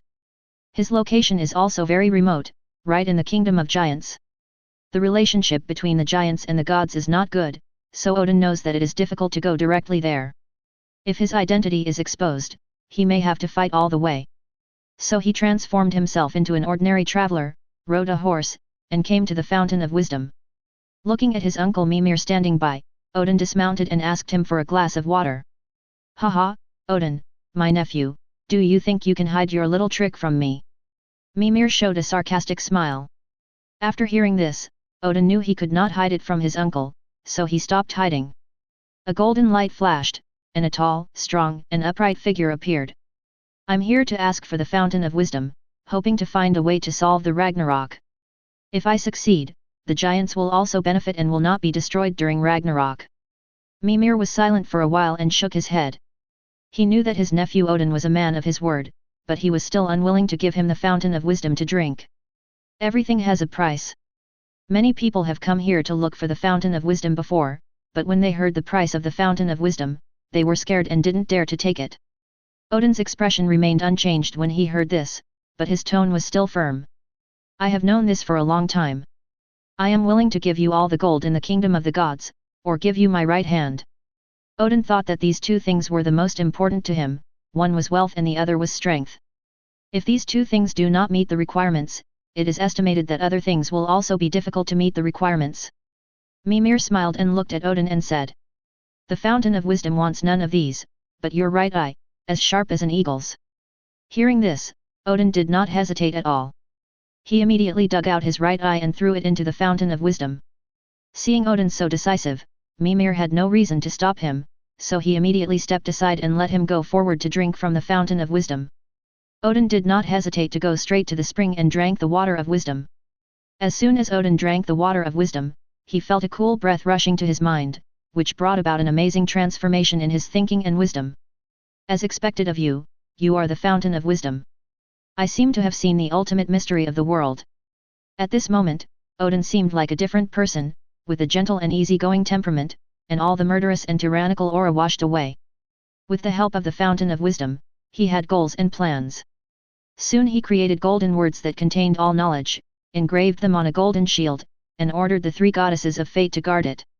These golden words were named runes, which possessed unparalleled power, as well as various profound magical knowledge, and were mixed with the exotic mysteries that had spread from Qin Mu. They are the source of all knowledge and magic. Possessing them is equivalent to having infinite knowledge and power. Chapter 144. In order to further consolidate his position, Odin married the noble Queen Frigga. She is beautiful, generous, and has an extraordinary temperament. She has the highest status among the women of the Aesir and has the magical power to make all things in the world submit to her. Not to mention, she is proficient in various magics, has the ability to predict the future, and is the patron saint of family and marriage. After Odin married her, with the union of the two, the gods became more fearful of Odin, respected him, and obeyed his commands. With the help of the gods, Odin spread the knowledge he gained from the fountain of wisdom and taught it to the gods. And from time to time he travels around the world to inspect the changes in the 9 realms. Qin Mu saw that Norse mythology had gradually taken shape, the human race had almost multiplied, and there were many races such as elves, dwarves, and midgets. With a sudden thought, he included the world of Norse mythology into the world that players can enter. Qin Mu was also troubled when he saw Odin thinking of ways day and night to find a way to break the fate of Ragnarok. I should also prepare myself and try to break the shackles that block the heaven, earth, time, and space, and explore the secrets within. Thinking that he was like a prisoner locked in a planet, Qin Mu strengthened his belief and began to make arrangements. This time, and perhaps the last time, I will modify this game of traveling through a mythological world that I created. For a moment, countless mysterious and numerous runes appeared in the void, arranging in various combinations from time to time. These runes sparkled with brilliant golden light and were difficult to understand, making people feel dizzy when seeing them. Runes are connected together to form solid golden chains, connecting the real world and more than 100 mythological worlds. These worlds are linked by Qin Mu's grey mist body, allowing players to travel through and gain experience. He made the following modifications. First, the number of players that can enter is increased. In the past, the conditions for opening were more difficult, and only a few people had the opportunity to enter the mythological world. But now, basically as long as someone invites you, you can enter directly. Second, open the player's reproductive system. The initial players were all wood plant players, and they were not equipped with a reproductive system. Later on, they could be changed into humans, but at that time, humans did not have gender distinctions, so they were all hermaphrodites. The players clamored for the big club, but he ignored them. In this update, one will be given to each of them, regardless of gender, age, or status, and they will all be just like real people, and can reproduce freely in the mythological world. 3. Time and death. In the past, most players could only enter at night, but now it has been changed directly. Anyone can apply to enter as long as they are free, day or night. Death issue, previous players can enter again after they die. Nowadays, players need to wait a day after death before they can log in again. 4. Task system. After loading the new task system, the system will detect certain natives around the player who need help, and the player only needs to go up and ask. This system is not like a real game, where you can mark a star above your head and click on a character to receive tasks and rewards. It can only help players find people who need help, ask them if they need help, gain their trust with their own language and abilities, and negotiate terms and ask for rewards. In other words, these tasks are triggered randomly, and the rewards and tasks depend on whether the natives recognize them. After the system was updated, he started his plan and cursed all the players in the mythological world indiscriminately. As long as you enter the mythological world through him, you will be constantly entangled in troubles, and you can only keep solving difficulties and become stronger. If you die too many times or your player rating is too low, this curse will turn into another curse. This curse will keep players away from disputes, lead a peaceful life, and attract the opposite S*X. When the opposite S*X comes, they will fall in love with them uncontrollably and reproduce offspring. After doing all this, the main characters in his Greek mythology world began to arrange their funeral affairs. Dear Demeter, I will be sleeping longer than ever before. The Emerald Plains will be handed over to you. Please also help me take care of my 2 daughters. I have arranged various means here. As long as you are in them, your safety will be absolutely guaranteed. Even if Zeus comes, it will be useless. Qin Mu took out a golden bracelet and handed it to Demeter, the goddess of agriculture and fertility. When the charming goddess Demeter heard this, her beautiful eyes moved slightly. She looked at him puzzledly with her watery eyes, her pink lips slightly pursed, but she didn't say anything. She knew that the male god in front of her seemed gentle, easygoing, and approachable, but in fact he was much more domineering than Zeus. What he decides cannot be reversed by ordinary people. What's more, looking at his serious expression, it seems that there is something really important. Okay, since you trust me, I will guard this place for you. The goddess Demeter spoke in a clear voice with a firm tone. Qin Mu nodded. He was quite relieved about Demeter. She was not as arrogant and selfish as other gods, nor was she promiscuous. She had a good character. After doing all this, the subject returned to the real world, and in a flash, he split into more than 100 light balls containing his origin, and flew evenly to every mythological world. In most mythological worlds, part of his origin is hidden, but in some important large-scale mythological worlds, he still maintains a clear clone to monitor everything. If there are unexpected events beyond the plan, he will take action and put everything back on track. Ding! The game has started updating. Players are now asked to exit on their own. A familiar mechanical sound rang in the ears of the players, attracting the attention of many players. What's going on? Why is it updating again? Since the emergence of Black Hole and Warcraft, the frequency of updates for this game has been much faster than before. I don't know what will happen this time. I really hope I can travel through any world, so I can visit every mythological world. What a sweet dream. It seems like there are too many people here. Let's upgrade the server. Amid the mutual speculation among the players, the system set up by Qin Mu officially went online. The golden runes shone like light, emitting the mysterious power of creation, which transformed the original body structure of the players. For a moment, their bodies were all loaded with new reproductive organs, which emitted a faint golden light and retained the fluctuations of Qin Mu's divine power. Wow, this is a really big change. How can it be bigger? Oh my god, the size is really big this time. Thank you, sir, for letting me have a guy like this for the first time. Hey, why are you guys staring at that place? There aren't that many of them, said a player disdainfully. As soon as these words were spoken, the anger of other players was instantly ignited, and they began to attack one after another. No, how many do you have? Haha, I'm not that talented, so I'll just add 2 to it. As soon as these words were spoken, the attackers immediately became jealous. What's the point of being so long? We still need to look at the so-called hard conditions. It doesn't matter if the hardness is not good, as long as you have the technique. I suspect he is lying. He is even deceiving himself. 666, direct critical hit. While most players were discussing the addition of an organ to the body, a small number of technical players began to explore other new uses. Chapter 145. Random Mission Scanning System. Once activated, you can scan around you to find creatures that may need help. After finding it, you can start a conversation to get the task and collect the reward yourself. What the hell is this? Find the tasks yourself and negotiate the rewards yourself. The old player named Xiao Yangriyan, who loves to eat children, his eyelids twitched. But when I think about it, these mythological worlds are real, and it is impossible to make them exactly the same as in the games. Now, at least you know who to contact to receive the task, it's just a little more difficult to receive it. He opened the task search system and tried to use it to see if it was really effective. At this time, he was in a human city-state. When there are too many humans, order, hierarchy, and rights will be formed. Driven by power, countless city-states of all sizes were established.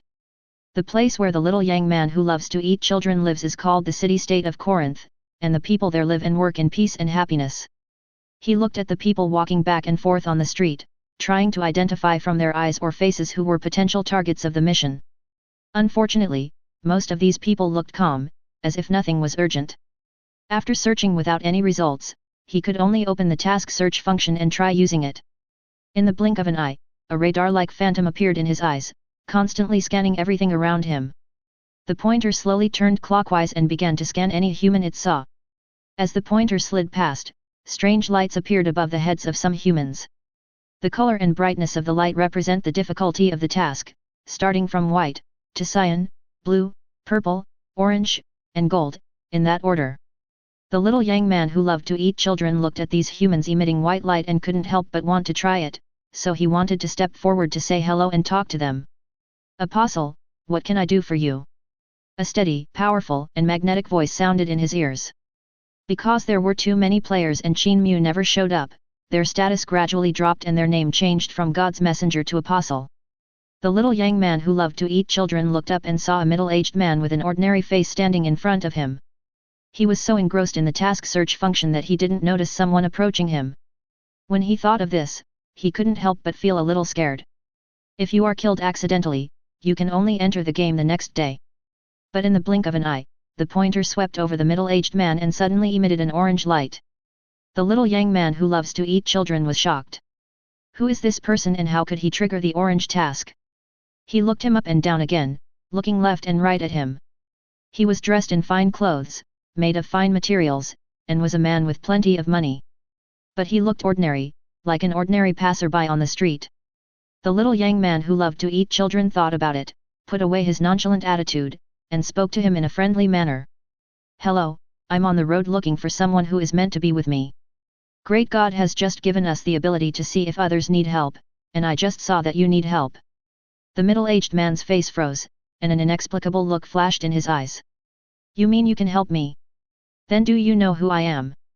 What's the price for your help? A series of questions came out of the middle-aged man's mouth. The little young man who loved to eat children shook his head and said very sincerely. I don't know who you are. This is my first attempt, but I know that the difficulties you are facing must be very great and not something that ordinary people can solve. I can take on the task and give it a try. If I fail, you don't have to reward me. If I succeed, you have to give me a generous reward. After hearing this, the middle-aged man pondered for a moment and said, in that case, then follow me. After saying that, he turned around and led the way. The little young man who loved to eat children quickly followed. Although he didn't know who this person was, the orange mission was definitely difficult to accept. He knew that if he didn't try it next, he would probably regret it for the rest of his life. My name is Sisyphus. I'm sure you've heard rumors about me. Sisyphus, is he the king of this city-state? The little young man who loved to eat children said in surprise. He then remembered that when he just returned to the game, he seemed to have heard someone talking about this person. This guy was so bold that he not only leaked the secrets of Zeus, the king of gods, but also blackmailed a river god and obtained a river that never dried up. He once again stared at the middle-aged man. Perhaps it was a psychological effect, the more he looked at this man, the more extraordinary his temperament seemed. His ordinary appearance could not conceal his boldness and resourcefulness. Are you on Zeus's wanted list? Sisyphus waved his hands and nodded helplessly. My goodness, my luck is so good, but so bad. The little young man who loved to eat children remembered that there was such a fierce man in Greek mythology, but he did not look at it carefully. What he didn't expect was that he would meet this person and have to help him complete his task. At this moment, he regretted it very much and wanted to go back to the real world to check the information, but he was afraid that the time gap was too big and when he came back, Sisyphus would have died. It seems that I can only improvise. If that doesn't work, I'll ask some more brothers to come over. The little yang who loves to eat children thought secretly in his heart. After walking with Sisyphus for a while, they soon arrived at a magnificent and extremely tall castle. After walking in, you will see various artworks and sculptures on both sides, and various exquisite or colorful decorations hanging on the walls. There was a bright red carpet on the floor. Walking on it felt like walking on velvet, so comfortable and soft, it extended all the way to the innermost staircase. Not bad. Your castle is so exquisite, magnificent, and splendid. It is definitely better than other castles. The little young man who loves to eat children couldn't help but praise. Yes, this is my life's work, but I am about to die, and all of this will be gone from me. Sisyphus told the whole story. It turned out that Zeus turned into an eagle and kidnapped Equine, the ninth daughter of the old river god Asopus. When the old river god followed the eagle's trail and came to Sisyphus's country, he sought his help. Sisyphus had previous dealings with the old river god and knew his tragic experience, so he decided to help him. The old river god originally had 9 beautiful daughters, but because these daughters were too beautiful and stunning, they attracted the attention of other gods. When he was not paying attention, some gods, such as Poseidon, the god of the sea, directly snatched away his daughters, leaving him with only his last daughter. Chapter 146. A hemp rope always breaks at the thinnest part, and fate always picks upon those who suffer. The old river god protected his last daughter and hid her very well, but unfortunately she was still found by Zeus and snatched away in front of him. In exchange for his help, the old river god gave him a river that never dried up as a gift. This gift was very important to him, so he accepted it. But he didn't expect that not long after he received it, it was discovered by Zeus. It was he who revealed his whereabouts to the old river god, so he began to bear a grudge against him. As the king of gods, Zeus was certainly too embarrassed to take revenge on a human being personally, so he assigned the god of death to reap the soul of Sisyphus. The god of death is the god of the underworld, but Zeus has great power and it is not impossible for him to command him. Sisyphus has many friends and has already received news that the god of death will come in the next few days to reap his soul. He was walking outside just to take another look at his castle and his country. He didn't expect to meet an apostle, and even have him interfere in the affairs between him and Zeus. He knew that the apostles had the power of immortality and even the gods were helpless against them. The main god behind them has unrivaled divine power and once defeated the almighty king of gods Zeus. With the attitude of giving it a try, Sisyphus invited him into the castle. So, our enemy is the god of death. The little young man who loved to eat children pinched his chin, and felt that things might be able to turn around. As an old player, he has been working in the underworld for many years and is quite familiar with the god of death. He just doesn't know whether the god of death will give him face.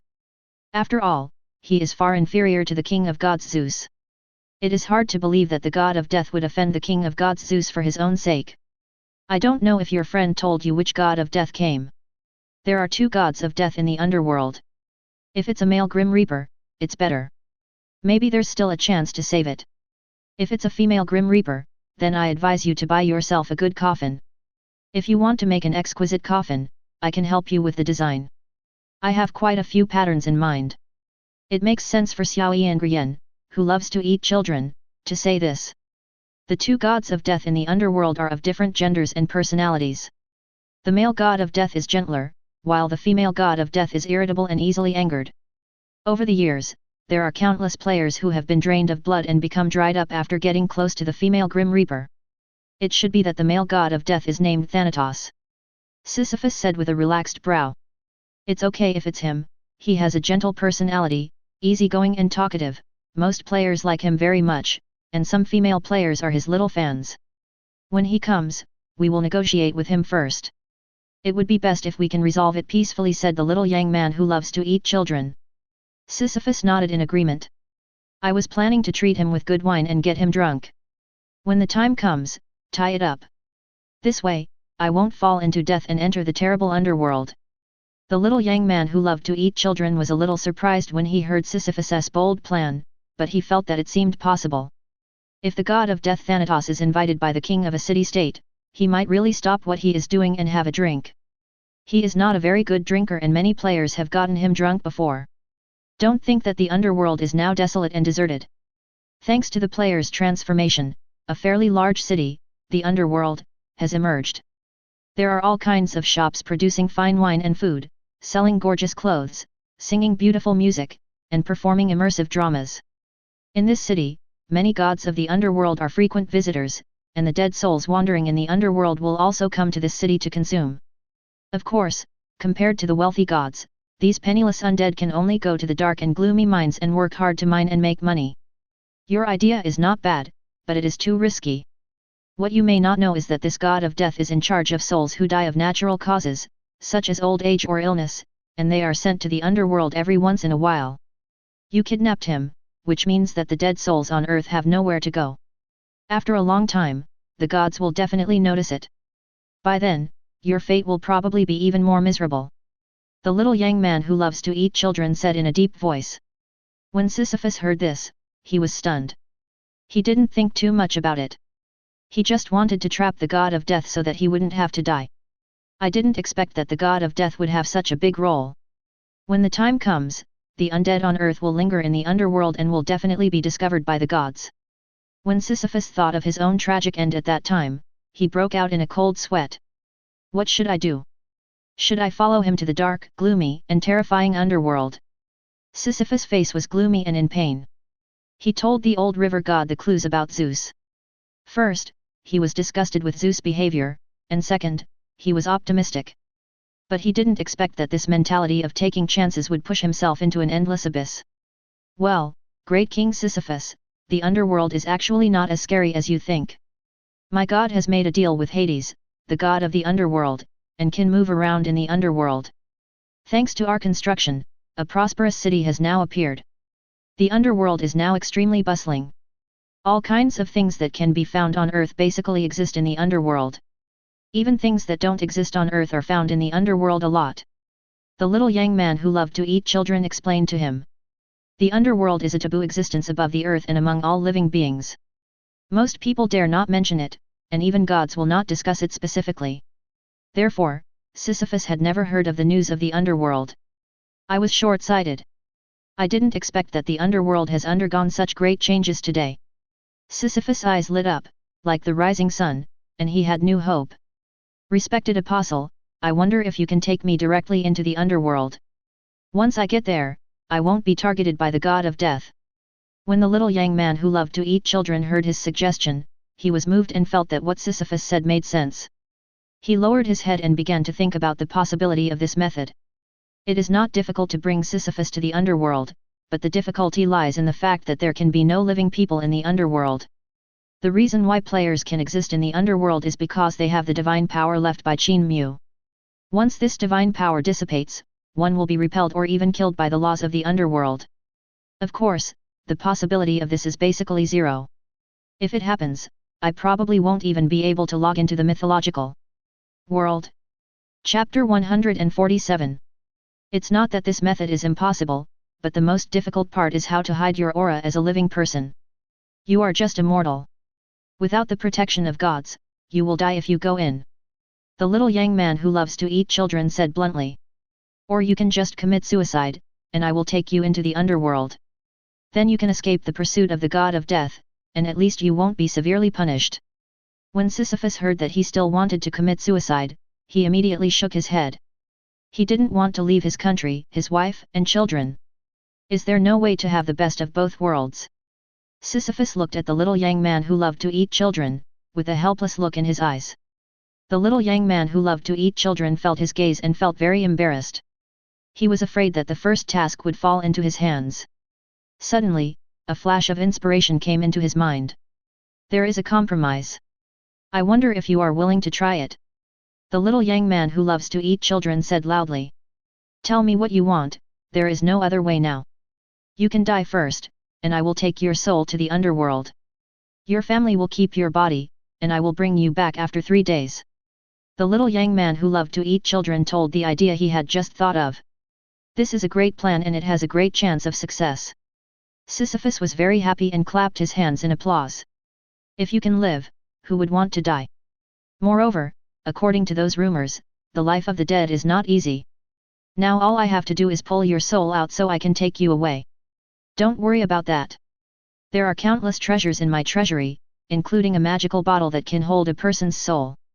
As he spoke, Sisyphus came to the treasure house and picked out a crystal-clear divine bottle emitting purple light from among the dazzling array of treasures. Just hold the bottle mouth at my forehead for 3 minutes, and my soul will be taken in. The method to release it is the same. Open the bottle mouth and point it at the ground for 3 minutes. The little young man who loves to eat children didn't expect that Sisyphus had such a treasure. Although it takes a little time to activate, it is useful. Okay, in that case, you should go and say goodbye to your family first and arrange everything, and then I will take you away. Sisyphus nodded, and soon, in front of the tearful eyes of his wife and children, his soul was taken away by the little young eating man who loved to eat children using a magic bottle.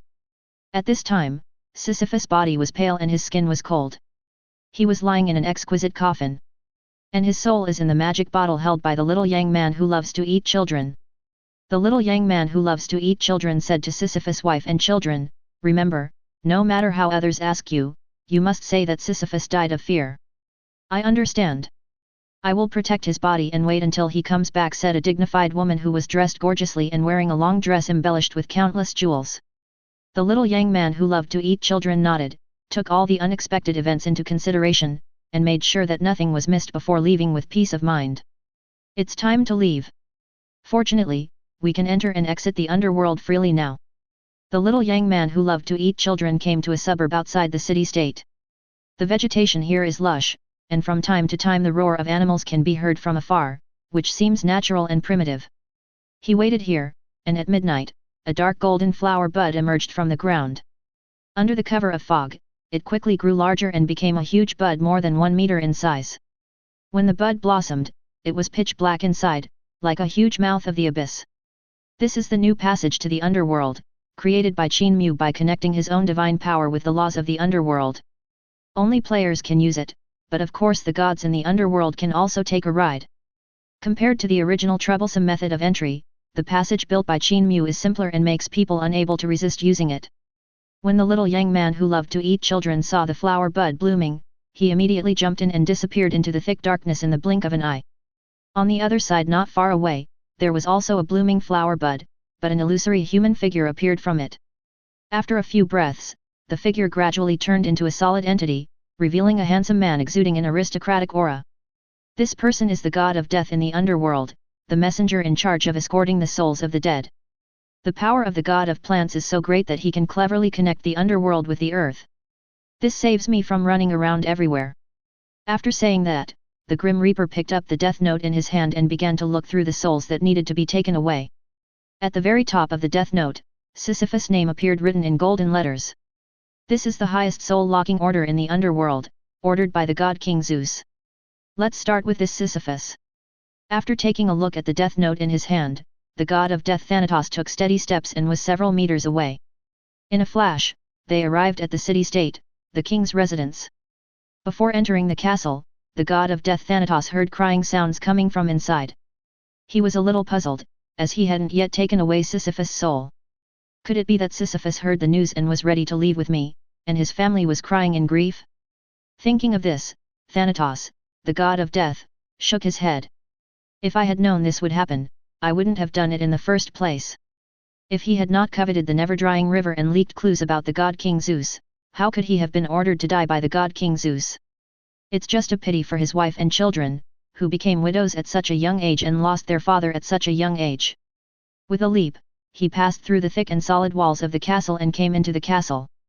The exquisite decorations and various handicrafts around did not attract his attention. Instead, it was the exquisite coffin placed in the center of the castle that made him stare. Under his divine eyes, he saw that the person lying inside was Sisyphus, but he was already dead and his heart had stopped beating. Dead? But it happens that I can take the soul back directly. The god of death Thanatos looked around, his golden eyes observing everything, trying to find the soul of Sisyphus. How come there isn't any? The souls born after human death are very fragile and can only stay beside the corpse, but he did not see Sisyphus at this time. There is only one reason for this: his soul has perished on its own. Of course there are other reasons, that is, they were taken away by other gods. But which god dares to offend the supreme Zeus? Chapter 148. However, in order to confirm whether other gods were involved, the god of death Thanatos prepared to ask Sisyphus' wife and children. He was surrounded by a black aura, which enveloped Sisyphus' wife and children and pulled them into a vivid illusion. In this fantasy, Sisyphus is being held at his funeral, surrounded by mourners. The guests, neatly dressed and with sad looks on their faces, came forward to comfort Sisyphus' wife.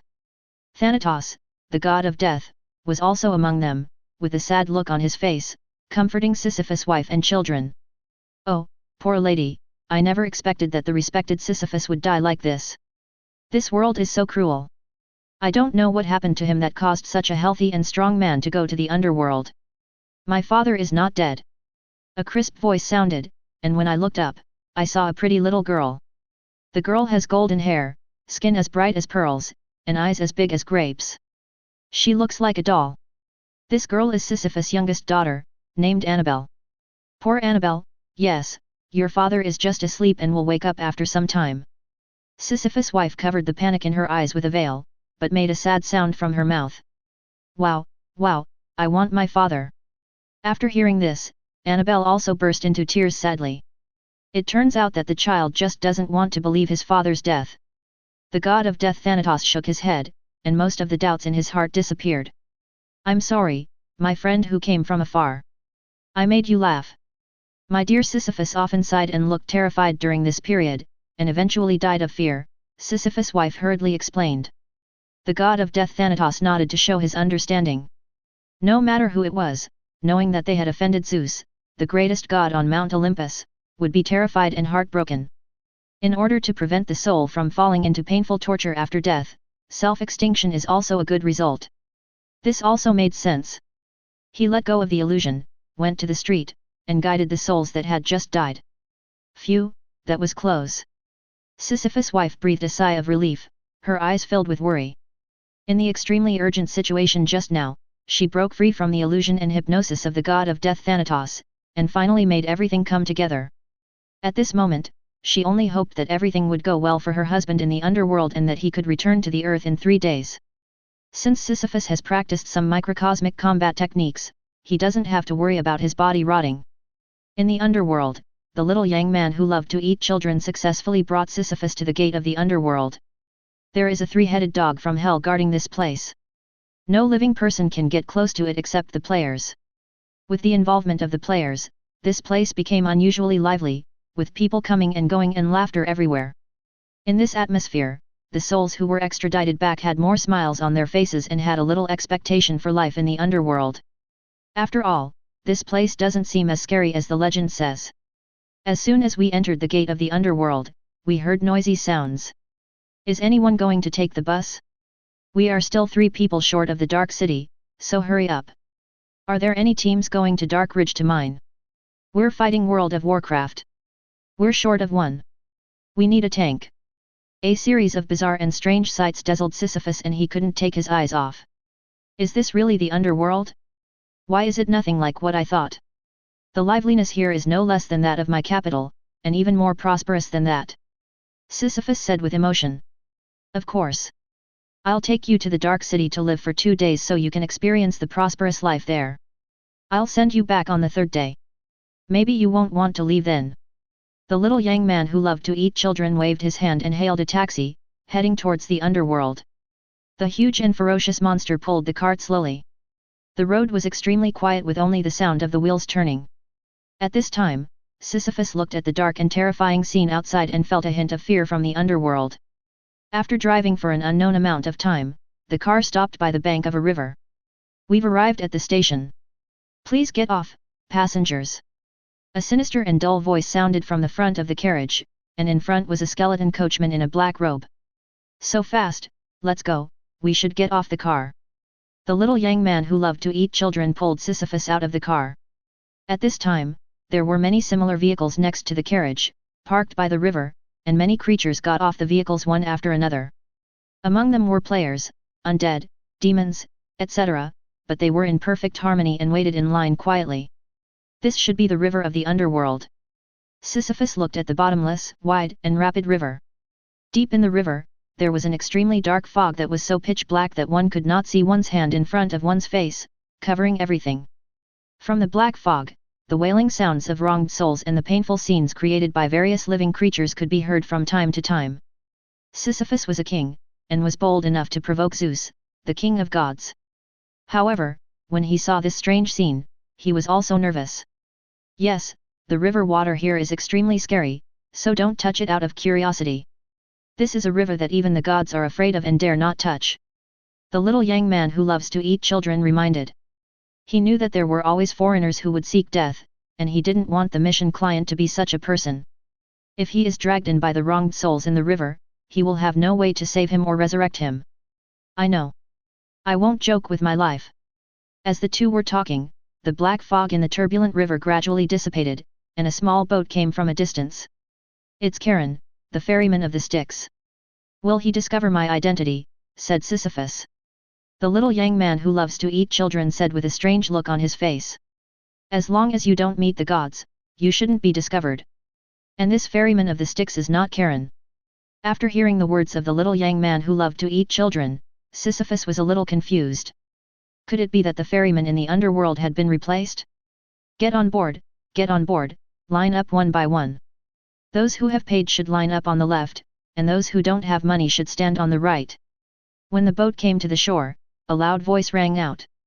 Sisyphus suddenly thought of something and looked towards both sides of the river, but saw nothing. "Hey, can we cross the river without paying now?" Sisyphus asked in surprise. There is a saying on earth that after death, 2 silver coins should be placed on a person's eyes as a ticket to cross the river. If it happened in reality, it would definitely be a superstitious legend, but in the mythological world, such a thing actually happened. Chapter 149. That's all old news. Now the job of ferrying people across the Styx has been contracted out to a chamber of commerce, with specialized apostles rowing the boats to ferry people. The Charon, the ferryman of the Styx you just mentioned, is now a rich man, enjoying a happy and affluent life in the underworld, and it would be great if he could take a 50% commission every day. The little young man who loves to eat children said with envy. He also wanted to try a carefree life of lying down, collecting money, and having fun everywhere. After hearing this, Sisyphus fell silent. But soon, he thought of those penniless undead souls. Why would this chamber of commerce take those poor undead for free? Of course we let them work and mine. Do you think these businessmen and chambers of commerce are good people? 1 coin for 3 years of work. In order to get out of here, those poor undead can only sign this unequal treaty. When their contracts expire, they will be judged. The good guys will be fine, but the bad guys will have to mine for free to the Chamber of Commerce in order to avoid being punished. The little young man who loved to eat children said this, and couldn't help but feel jealous of this Chamber of Commerce, which was ruthless in exploiting the undead. Sisyphus did not express his opinion after hearing this, as he knew that those businessmen would not do anything without profit. What he didn't expect was that even the gods could be bribed by them. After crossing 2 rivers in succession, they finally arrived at a vast plain. Fires were everywhere on the plains, thick smoke was billowing into the sky, and countless races of undead could be seen working here. Some are mining, some are smelting ore, and some are transporting ore. The division of labor is clear and they don't get a moment's rest. Jingle bells, jingle bells, jingle bells. Countless weapons filled with coldness and light were created and placed aside. There were so many of them that they formed a mountain. It is said that the underworld is the richest. I didn't expect it to be true. These minerals are extremely rare on the ground, but here they are thrown everywhere like garbage. Sisyphus picked up a piece of black stone as black as carbon at his feet and sighed. Different environments produce different specialties, just like the earth is rich in resources and suitable for living things. Although the underworld has undergone many years of transformation, only a few species of plants and creatures can thrive here. The little young man who loved to eat children continued to move forward with Sisyphus. After a while, a majestic, magnificent, and brightly lit city appeared before their eyes. Sisyphus looked at the huge monster in front of him, which was emitting colorful and dazzling light, and he stood still. This is a divine city. It can make it as bright as day in the underworld. The little young man who loves to eat children looked at him strangely. Nan Nan said. It's actually not bad, as long as you learn how to generate steam. Under the city, there are countless demons and undead, working day and night to convert the steam power into electricity. Along the way, tall buildings appeared one after another. Most of them were made of steel and looked like huge metal castles. Inside the building are various shops, selling food, clothing, housing, transportation, food, drink, and entertainment. The most lively places are the central baths and the Colosseum. The little young man who loved to eat children took him to the central baths to take a comfortable bath to relax his mood, and then went to the Roman Colosseum to watch the game. In the field, two huge demons emitting terrifying auras were fighting desperately. Scarlet blood was spurting everywhere, and bloody mist filled the air for a long time. Kill him, kill him. In the arena, the spectators stood up and shouted, and the crazy atmosphere was very intense. Oh, I haven't been here for a while. It's much more lively here than before. These two are the demon sons and grandsons of the demon ancestor Typhon. It seems that the Chamber of Commerce has developed on a large scale and has even reached out to the monsters. The little young man who loves to eat children sighed. It turns out that money is the primary driving force. Under the influence of money, even the bloodthirsty, cruel, and tyrannical demons would come to the arena to fight desperately. In this fanatical atmosphere, Sisyphus quickly got into the state. If he hadn't brought any gold, silver or other treasures with him, he would have probably gone and defeated the monster he had set his eyes on. After watching the game, Sisyphus was still not satisfied and was immersed in the atmosphere of watching the life and death battle up close. On Earth, Typhon's demon descendants were pitifully few and were basically killed by the gods. Even if there is, only those who have cultivated the microcosm to an extremely deep level can match it. If you want to kill it, you need to fight with your life. After arriving in the underworld this time, he was like a country bumpkin who came to a bustling big city, and his eyes were widened in many ways. When the little young man who loved to eat children was watching, he felt as if someone was spying on him, so after taking Sisyphus to watch the first scene, he hurried away. This trip to the underworld really opened my eyes. Everything here is so wonderful and mysterious. I have never heard of it before. Xiao Yang, who loved eating children, was still a little nervous, so he bought some clothes for him and stayed in a remote hotel. After leaving the arena, he felt that the gaze had disappeared, but he was still a little worried. Anyone who can have this ability is either a powerful creature or a god, no matter which one it is not a good thing. I hope this orange mission won't fail. The little young man who loved to eat children thought to himself as he looked at Sisyphus standing aside. He has the protection of the system and the Lord of Grey Mist, so he cannot die at all, and the gods can't do anything to him. But if it were Sisyphus, he might be arrested and subjected to countless tortures. Thinking of this, he felt a little bit sorry. In the next 2 days, I took Sisyphus to visit shops, pubs, and massage places of all sizes. This luxurious and happy life once made Sisyphus addicted to it and reluctant to leave. On the last day, the little young man who loved to eat children reminded him, and he remembered that he still had his beloved and beautiful wife and lovely children on earth. Oh, this is all wonderful, as if it were a pleasant dream. Here, I feel as if I have never felt happier before. Thank you for bringing me here and letting me experience it. Sisyphus looked at the underworld behind him with a sense of loss, and slowly left with the carriage. After a series of operations, the little young man who loved to eat children successfully brought Sisyphus back to the earth and to his city-state. I used to be proud of myself for managing the city-state in an orderly manner, but now it seems like a joke. The little young man who loves to eat children shook his head and said, Your city-state was built by you with great effort, but the Hades city was built by two main gods working together. There is no comparison. After hearing this, Sisyphus felt that it made sense and suddenly he was not so sad anymore. Chapter 150. When you return to your physical body, it would be best if you pass your throne to your eldest son and leave this place with your wife. The little young man who loves to eat children warned. Sisyphus nodded, a hint of sadness in his eyes. Under the gaze of the little young man who loved to eat children, his soul returned to his body, his cold body gradually regained its temperature, and his heart began to beat. He stood up from the coffin, stretched his body, and looked at the sky outside the window. The dazzling sunlight made him feel as if he was in another world, and the 3 days in the underworld seemed like a dream to him. My friend, thank you for your help. This is my reward to you. Sisyphus brought a beautiful and precious wallpaper. The wallpaper is made of unique material and the scenes in it are extremely realistic. A clear river that flows endlessly and stirs up countless waves suddenly appears on the wallpaper. This is the river I asked the old river god for. It's also the thing that almost cost me my life. I'm giving it to you as a gift. The little young man who loves to eat children took the scroll and felt the rushing river water in the scroll, and a cool feeling came over him. It's worthy of being an orange mission reward. This river can be used as a magic weapon. Throwing it out when encountering danger may have miraculous effects. After receiving the scroll, the little young man who loved to eat children said goodbye to Sisyphus and prepared to embark on a new journey. Sisyphus also had this plan. He was ready to change his appearance and wander around with his wife to live somewhere else. The little young man who loves to eat children picked up the drawing paper and couldn't let it go. He wanted to exit the mythological world and show off on the internet, but after thinking about it, he decided to find a place in the suburbs to try out its magical power first. As he walked, he unknowingly arrived outside the city-state. When he was about to open the scroll and release the turbulent river water inside, he suddenly realized that something was wrong. The entire surrounding environment has undergone tremendous changes.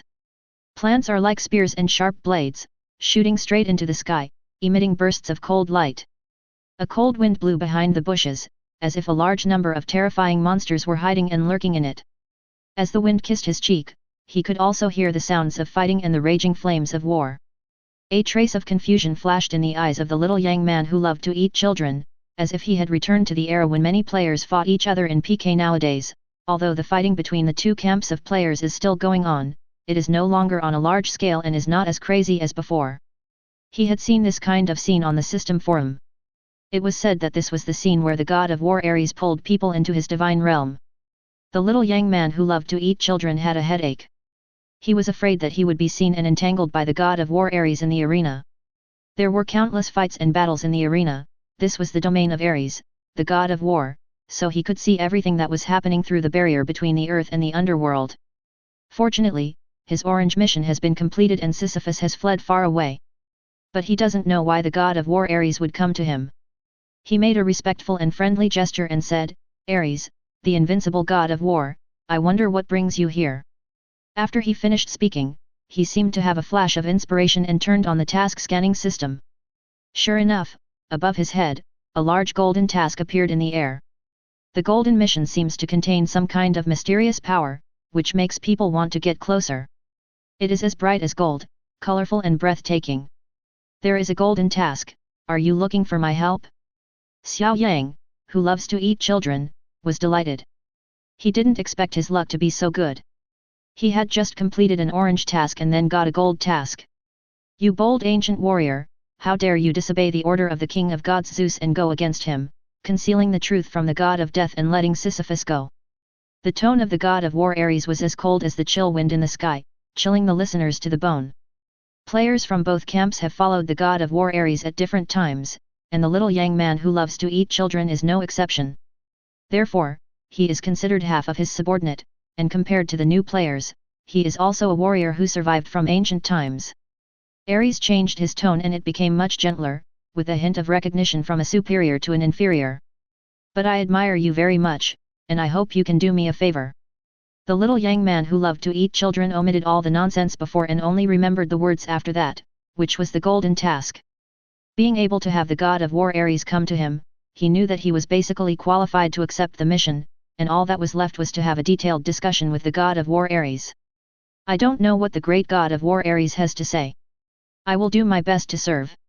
The little young man who loved to eat children performed an ancient military salute. The god of war Ares seemed even more satisfied when he saw this. This reminded him of the period when wars were endless and fighting was everywhere, and his war area expanded greatly. At the peak of his power, even the king of gods Zeus retreated. But with the arrival of Aphrodite, the goddess of love and beauty, and the replacement of players, the domain shrank again and again, and the power of the gods continued to decline. This resulted in him being forced to serve under the king of gods Zeus, enter Mount Olympus, and become a general under his command. But the good times did not last long. After arriving at Mount Olympus, he discovered that Aphrodite, the goddess of love and beauty, was a sea queen and had other lovers. This was like a cuckold coming from heaven, which confused him and made him want to take up weapons and kill all her lovers, but he was warned by the king of gods Zeus. In the process of love and hate, humiliation and anger, he set his sights on the underworld, the arena where fighting continued every day and was like a grinding wheel of flesh and blood. Only by watching war and fighting can he forget the unhappiness in his heart. But on this day, he discovered a person who should not be in the arena, that is Sisyphus, who was named by the king of gods Zeus. You know, Sisyphus was ordered by the king of gods Zeus to let the god of death take away his soul and suffer countless tortures in the underworld. But now he appeared in the arena of the underworld with a swagger. This is not a place to torture the dead and receive punishment. Then there is only one possibility: someone helps him. Then he turned his gaze to the apostle who loved to eat children, who was standing next to Sisyphus. He felt a familiar aura from him, an ancient warrior with whom he had had an encounter at the scene. At this time, he had a bold plan and idea. It is said that there is a great being behind the apostle. With his support, his followers can be immortal and even dare to disrespect the gods. He had contact with these apostles, and they dared to attack Mount Olympus as long as the benefits were enough. If you enjoyed this video, please give it a like and subscribe to the channel so you are notified of future uploads. You can find the next parts in the playlist visible on the screen or on my channel. Thank you for watching, and I'll see you in the next one.